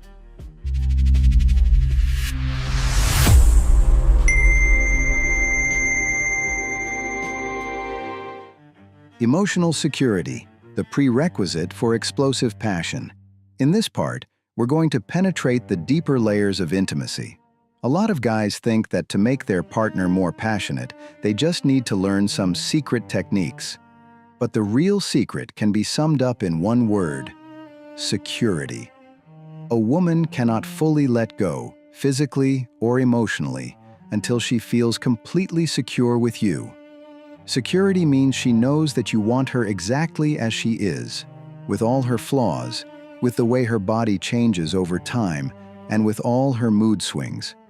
When a woman feels she is being constantly judged or compared to some ideal standard or someone on social media, she crawls into a defensive shell, and that shell is the toughest barrier to passion. If she's defending herself, she can't be intimate with you. Emotional support during the hard times is the biggest aphrodisiac for a woman. When she sees you standing by her side during life's storms, when you take a load off her shoulders without being asked,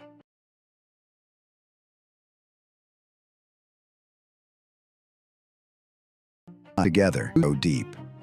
And those deep roots are what produce the fruit of passion.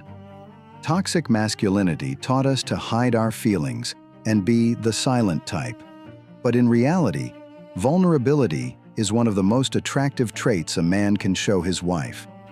When you are honest about your fears, your dreams, and even your weaknesses, she feels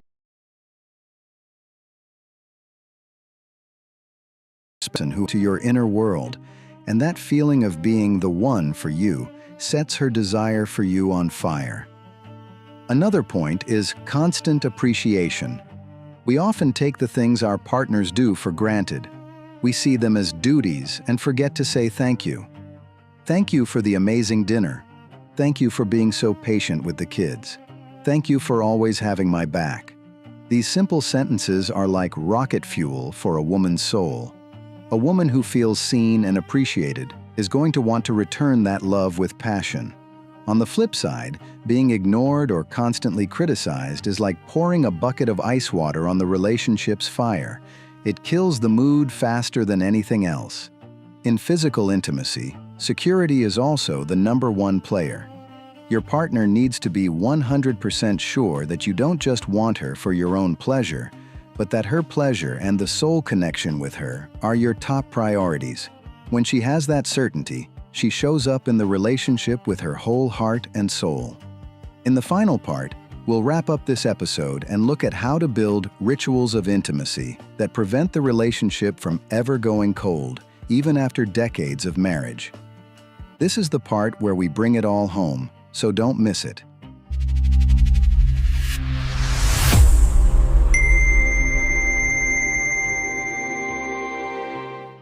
Lasting rituals and building an eternal final mode. I understand that passion isn't an accident, it's a choice and a skill.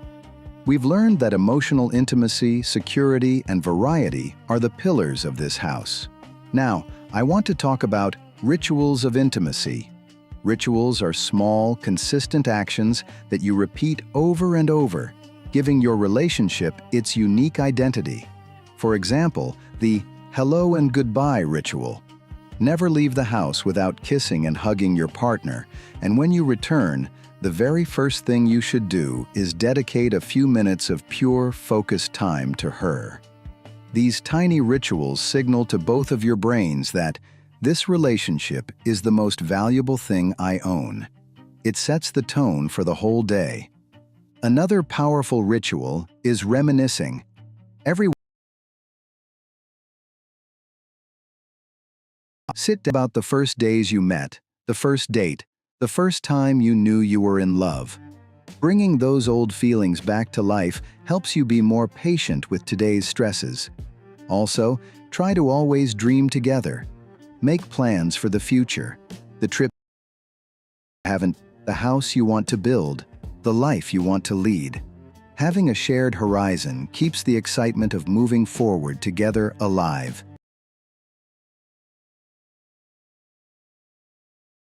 Relationship account.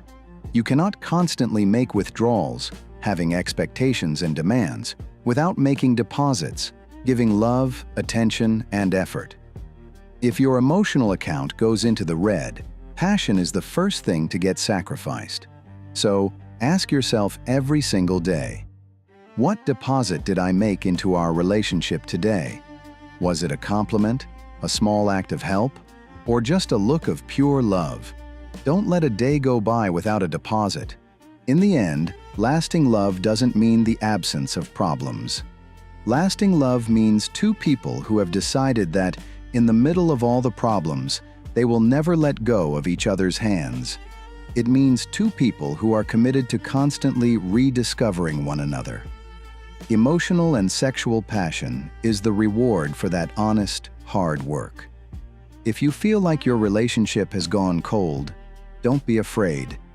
It is never, ever too late to start over. Starting today, take one of the strategies we talked about and strike that first match. Your partner is waiting to see you step up and try to win her heart all over again. Thank you for spending video. In the next episode, we are going to dive into the intense topic of crisis management and solving major conflicts, where we learn how to pull our relationships safely through the middle of life's biggest storms. Drop your comments and questions below. Have you ever felt the spark fade? What helped you light the fire again? Until next time, stay passionate and stay in love. Catch you later.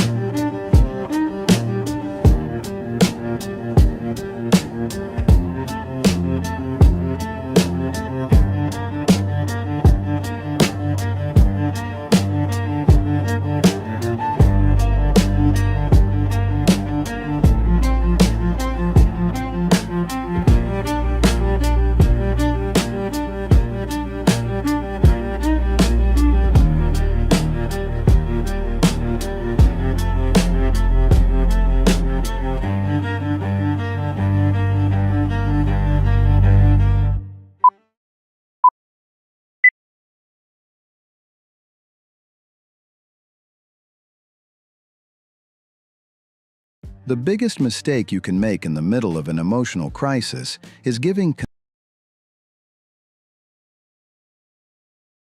concession. I'm going to expose a truth I learned at the cost of my own dignity. When you back down during major conflicts for the sake of temporary peace, you are giving your partner a green light to exploit you even more in the future. Fear of fighting turns you into a worthless, powerless individual whose word no longer holds weight. Crisis management is about having the courage relationship ending. If you don't learn how to hold your anchor of authority in the middle of the storm, your partner won't just stop respecting you, they'll stop relying on you. You're about to learn that true peace only comes through power, not through begging and helplessness. Step into the unseen. Welcome to the ultimate masterclass in decoding the female mind. The collapse of authority in the storm. Why backing down in major conflicts is digging your relationship's grave. Ceasefire on the battlefield. The art of stopping and repairing. Welcome to part 2.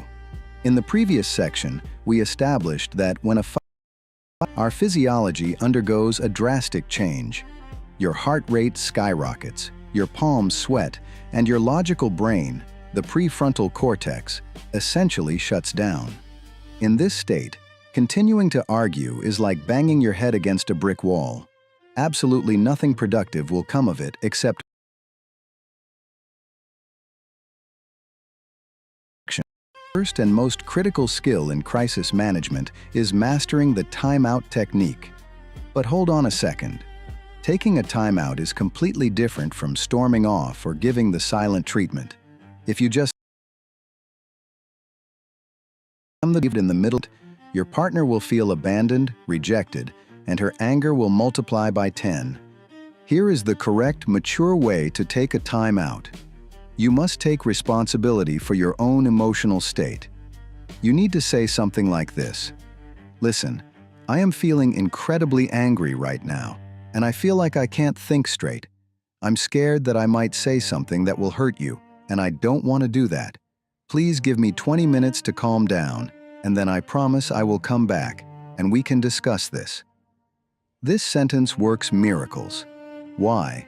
Because firstly, you reassured her that you will return, so there is no abandonment. And secondly, You showed that your goal is to protect the relationship from your own anger. During those 20 minutes, you must not sit there ruminating and planning your comeback or thinking about how wrong she is. You need to deep breathe, splash cold water on your face, read a magazine, or take a walk to get your heart rate back to normal. Only return when you are physically calm. The next vital skill is using repair attempts. These are phrases or actions that act like speed bumps in the middle of a fight to lower the tension. Research shows that happy couples aren't the ones who don't fight. They are the ones who know how to tap the brakes in the middle of a conflict. A repair attempt can be a small joke, if appropriate, a smile, or saying something vulnerable like, "Wait, I'm overreacting, let me take that back." Or even saying, "This fight is getting really painful, can you just hold my hand for a second?" When you reach out and hold your partner's hand in the middle, the stress in both of your bodies drops immediately. It sends a primal signal to her brain saying, "We are not enemies.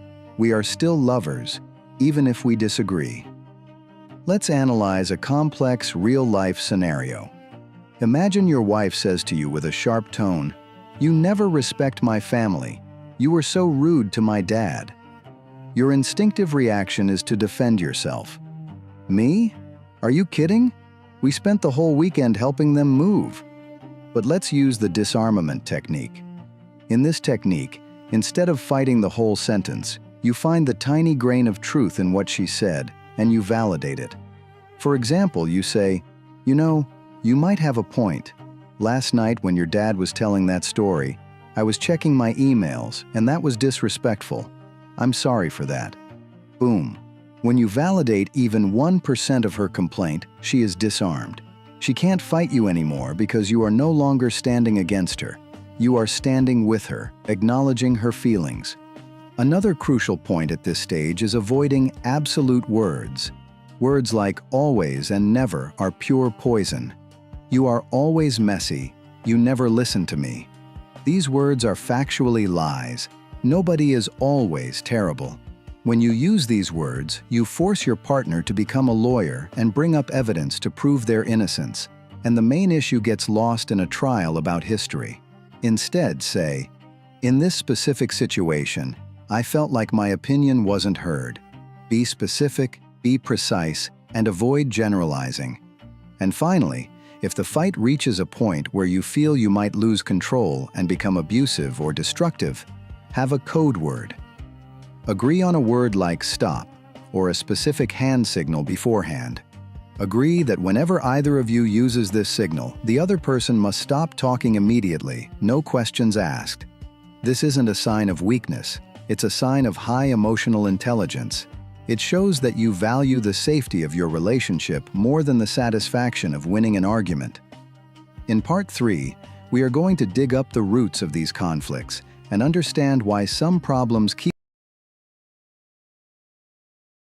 back.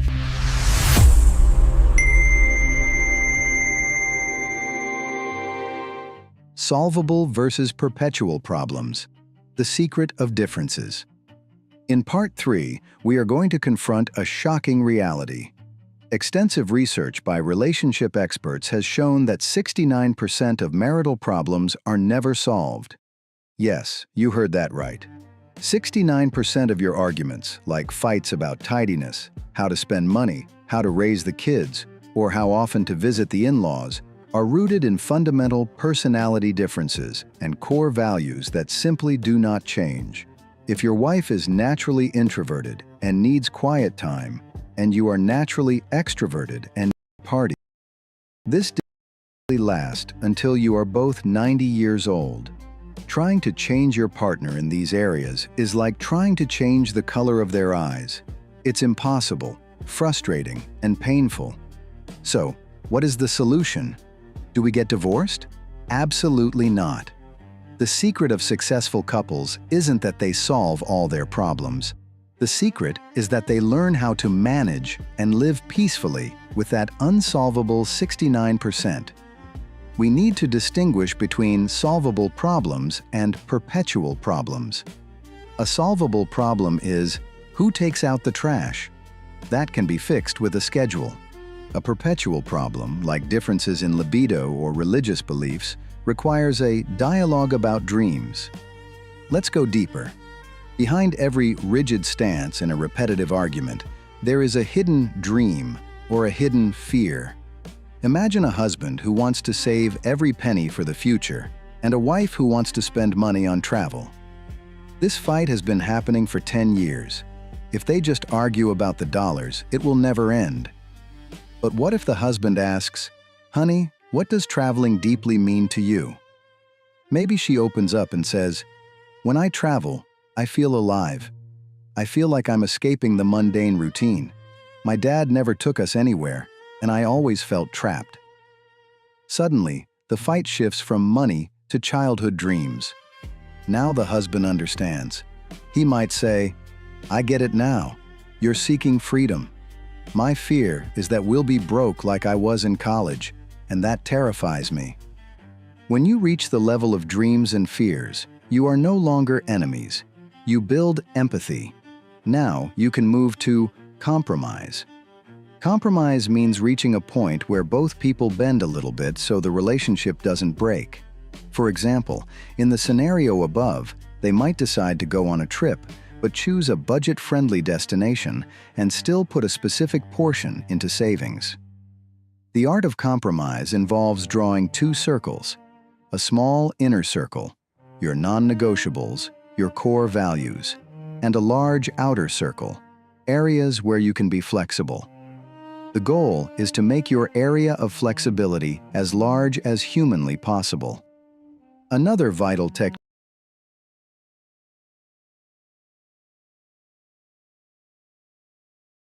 is the same old topic again. Let's say the socks on the floor. Instead of exploding with rage, try to laugh about it. Say, "Oh look, the invasion of the wandering socks has begun again." When you can laugh at your differences, you take the venom out of them. Accepting that my partner is not perfect, and in this specific area they will probably always be annoying, is the greatest gift of peace you can give to yourself. You didn't marry a robot programmed to your specifications. You married a human being who is a package deal of strengths and weaknesses. In Part 4, we are going to look at the aftermath. After the storm has passed, how do we rebuild the ruins? How do we apologize in a way that actually heals the wound? And how do we close the file on a fight forever so it doesn't turn into a grudge that poisons our future? Stay tuned, because the healing process is just as important as the crisis management itself.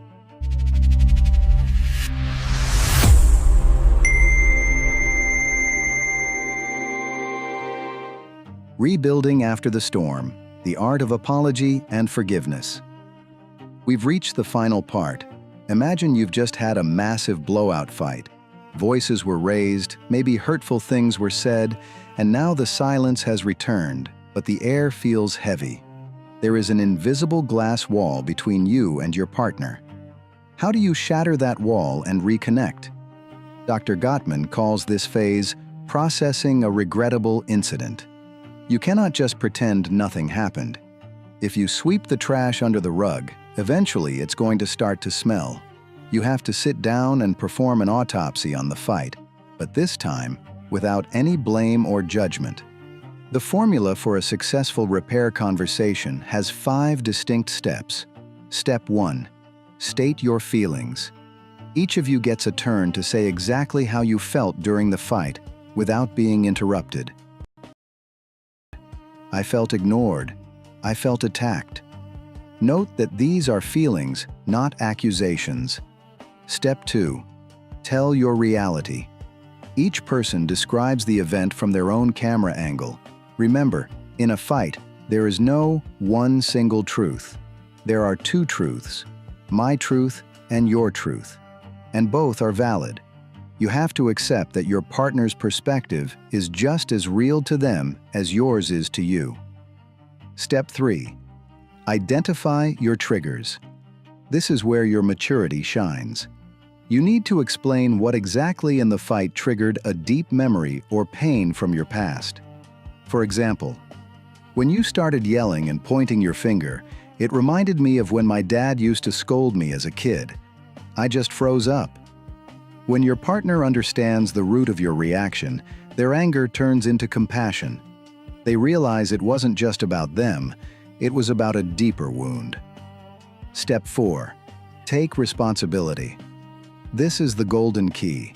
Even if you think you were 90% right, you must take responsibility for the 10% that was your fault. I admit I raised my voice too much.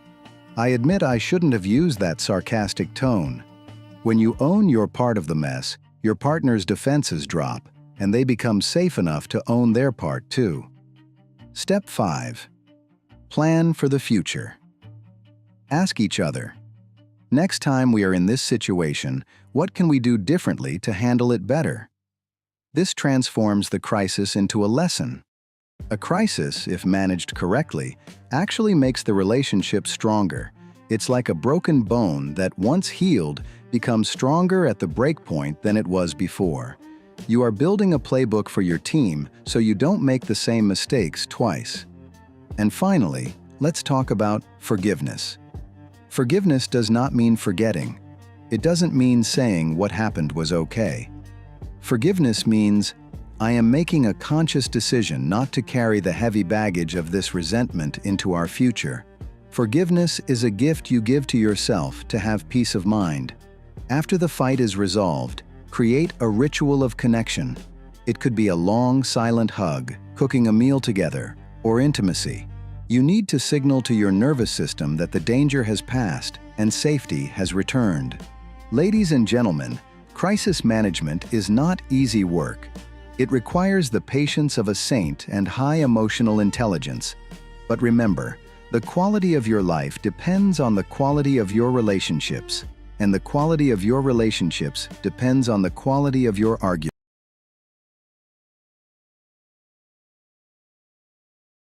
you've built. Thank you for staying with me through this deep and intense episode. These are skills you need to practice over and over again. In the next and final episode of this season, we are going to wrap everything up and talk about shared meaning and vision. We'll discuss how to build a legacy as a team and find a deeper purpose in your life together. Until then, protect each other's hearts. Goodbye.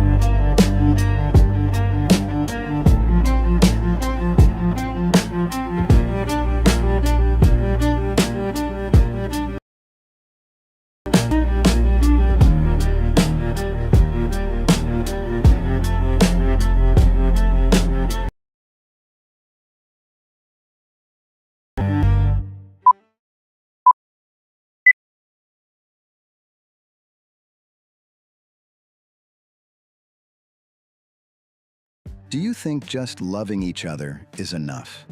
The bitter truth I'm going to expose in this video is this.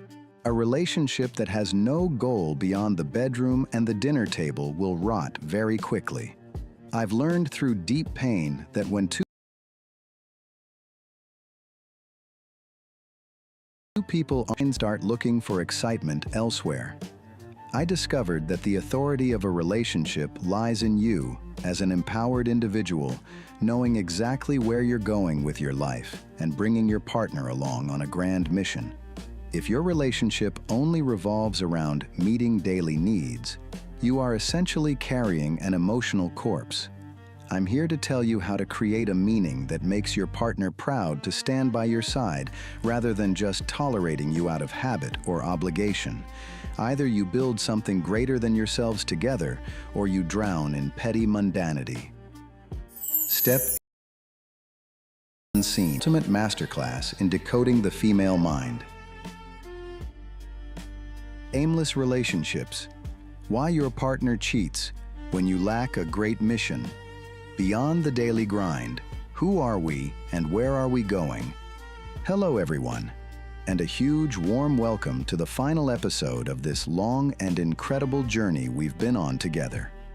We have covered absolutely everything in this series, from managing finances and cracking the code of love languages to de-escalating explosive fights and keeping the sexual spark alive. But today we are going to climb to the very peak of the mountain. We are going way above the clouds to get a panoramic view. Is creating shared meaning. Let's start with a question that might shake you to your core. If you and your partner were to leave this world today, what would people say about your relationship? I'm not asking what they would say about you as an individual, but what would they say about the team? Would they say, oh, they were just a couple who lived together, paid bills, and existed? Or would they say, that couple, they had a light, they had a unique culture, their love actually made the people around them happier? You see, so many marriages hit a wall of emptiness after 10 or 20 years. Why? Because they checked all the boxes on the standard life list. Bought the house, bought the car, had the kids, sent the kids to college. Okay, great. But what comes next? When the shared goals run out, the relationship starts to wither and die. Human beings cannot survive without meaning. Dr. John Gottman, the leading relationship researcher, says that the marriage is the unique family culture. What does family culture mean? It means the two of you have customs, rituals, symbols, and values. It's the secret sauce that separates you from every other couple on the planet. Let me give you a concrete example to make this crystal clear. I knew a couple who, every single year on their wedding anniversary, would go and plant a new sapling in the city's public garden. They did this religiously for 20 years. Now, there is a small, beautiful grove of trees that stands as a living symbol of their growing love. That is a meaningful ritual. Or take another couple who decided that every Friday night, their door would be wide open for friends and family. Their goal, their mission, was hospitality. They wanted their home to be a sanctuary of laughter for others. This goal gave their life direction. When they fought on a Thursday, they made up faster because they remembered, hey, we are the team that hosts on Friday. We can't be angry. We have a mission. A shared purpose is the strongest glue in the universe for a relationship. You have to step out of the stereotypical roles. You are not just husband and wife. You are partners on a mission. That mission could be raising children who are kind and change the world. It could be starting a small charity foundation together. Or it could simply be, we want to be the happiest, most resilient couple in our family to give hope to everyone else. In this part, I want to invite you to stop and think. What are the symbols of your life? If your marriage was a movie, what would the main theme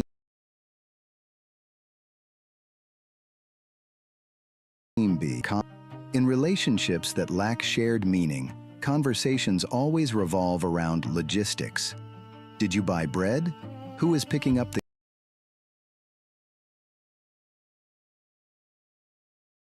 conversation? But they have no soul. They are dry. But when you have shared meaning, your conversations become deep and rich. What do you think about us volunteering at that shelter this year? How can we teach our son to be more courageous in the face of fear? Do you see the difference?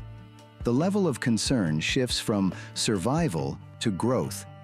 In the next part, we are going to enter the beautiful discussion of supporting personal dreams and see how we can be the launch pad for our partner's success without sacrificing our own.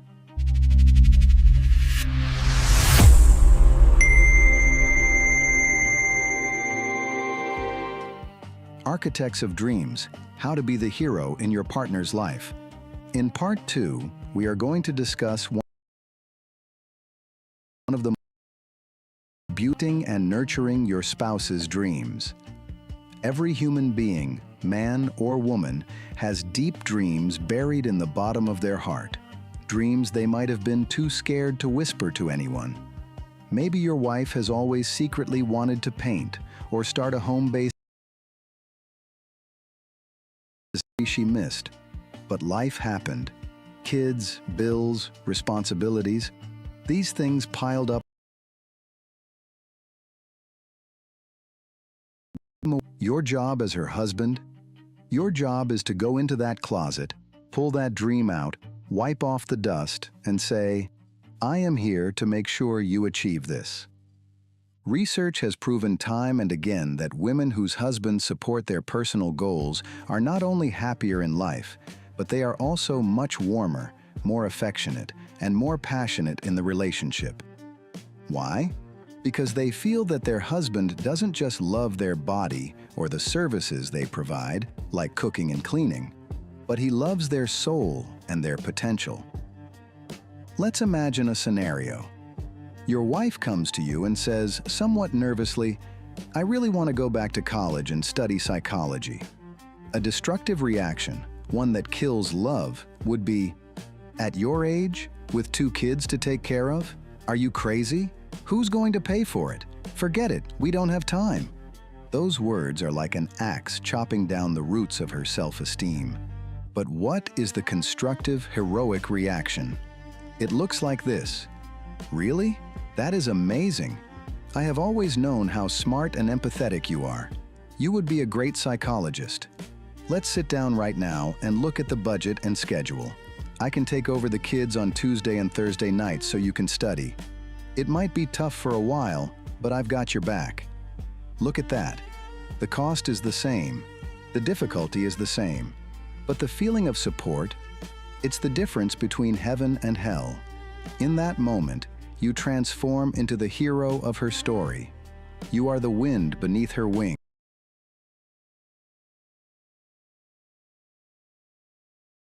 Of course, you have dreams too. Maybe you want to switch careers, start a woodworking shop, or learn a new language. In a relationship with shared meaning, you negotiate these dreams. Maybe right now it's her turn to study and you support her, and 5 years from now, it will be your turn to take a risk and she will support you. That is the definition of being a team where no member is left behind or forgotten. I have a fantastic exercise for you to try tonight. After the kids are asleep, pour 2 cups of tea and grab 2 sheets of paper. Write the list of forgotten dreams at the top. You each have 10 minutes to write down everything you ever wanted to do, no matter how silly, big, or impossible it seems. Traveling the world, learning the violin, writing a novel, then swap papers. When you read her dreams, do not laugh, do not judge. Just ask one question. Which one of these is most important to your heart? And what is one small step I can do to help you get closer to it? That simple question will revolutionize your intimacy, because she will realize that you care about her inner happiness, not just about whether dinner is ready on the table.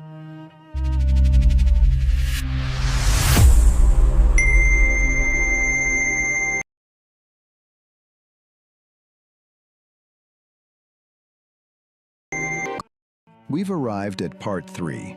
Here, I want to get a bit more practical and talk about rituals.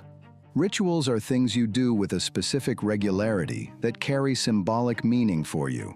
Why are rituals so incredibly important? Because in today's chaotic, high-stress, fast-paced world, rituals act like the anchor of a ship in a storm. They give your life stability and predictability. They give your children, if you have them, a sense of strong identity. Families that have strong rituals are statistically much more resilient when crises hit. They bend, but they don't break. Rituals can be very simple. For example, the dinner ritual. The rule could be, no phones allowed at the table, ever. The TV must be off. And everyone has to answer one question. What was the best thing and the worst thing that happened to you today? It sounds simple, maybe even basic, but that 20 minutes a day might be the only time your family members actually look into each other's eyes and connect. Or the Sunday morning ritual. Maybe your tradition is that every Sunday morning you all make pancakes together or go for a hike in the mountains. It doesn't matter what you do. What matters is that you do it together and you do it consistently. Let's talk about couple rituals. One of the most beautiful rituals is the annual goal-setting date. One night a year, maybe around New Year's or your anniversary, leave the kids with grandma, go to a nice restaurant, and bring a notebook. Review the year that just passed. What victories did we have? What failures did we survive? What lessons did we learn? And what do we want for the next year? Where do we want to be financially, health-wise, and emotionally? When you set goals together, your brain registers your partner as a colleague and an ally. This drastically reduces petty fights during the year because you both have your eyes on the bigger picture. Another type of ritual is spiritual or cultural. How do you celebrate birthdays? How do you mourn losses? How do you celebrate national holidays? Are you the couple that just eats watermelon on Yalda night and goes to sleep?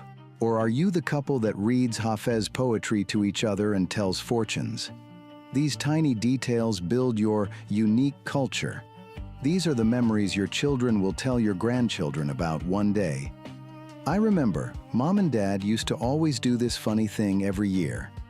I challenge you to be creative. Invent your own rituals. Maybe have a no-tech day once a month where you disconnect from the matrix. Maybe have a game night. Maybe you have a rule that whenever it rains, you have to go for a walk in the rain and get soaked. These little acts of craziness keep the spirit of life alive. Life is too short to be serious all the time. Rituals allow us to celebrate, to laugh together, and to feel a deep sense of belonging. In the final part, we are going to wrap up everything we've discussed in these 8 episodes, and I will share my final message to you as your friend and guide. A message about eternal commitment.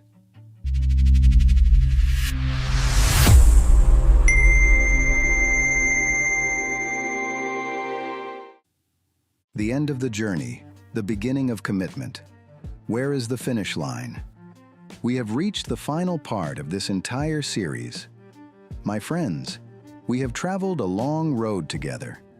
We learned how to manage our money so it doesn't tear us apart, how to understand each other's love languages, how to hit the brakes in the middle of a screaming match, and how to keep the fire of passion burning bright.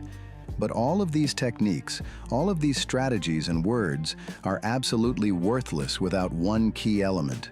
What is that element? Unwavering commitment. Commitment doesn't mean staying when everything is sunshine and rainbows. Anyone can do that. Commitment means staying when everything is falling apart, when you are sick of each other, when you are tired, frustrated, and hopeless, and choosing to stay and repair. Real love isn't built on sunny days. Real love is forged in the storms. It's built in that moment when you could have walked away, but you stayed. In that moment, you cheated, but you remained faithful. In that moment when you could have given the silent treatment, but you chose to speak and connect. I want to end this video by talking about legacy. What are you going to leave behind in this world? I'm not talking about money or real estate. I'm talking about the feeling you leave in your partner's heart. The day you are no longer here, will your partner remember you with a smile and tears of gratitude saying, "He was the one who taught me what real love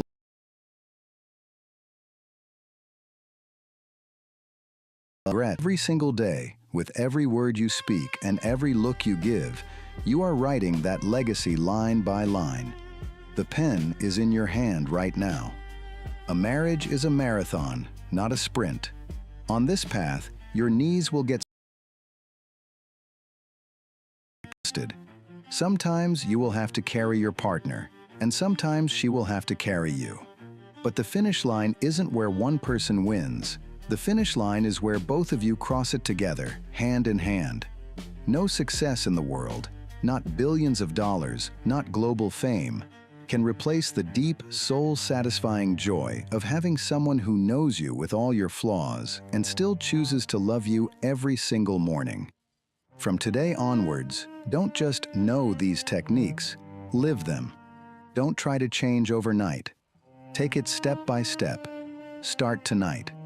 When this video ends, go to your partner, look her in the eyes, and simply say, "I am so happy that you are my travel companion on this journey.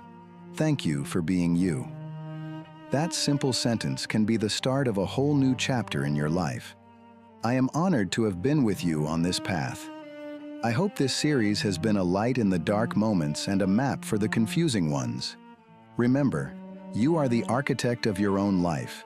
Build something magnificent because you deserve it. Take care of the treasure that is your relationship. Goodbye, and I hope to see you at the peaks of happiness.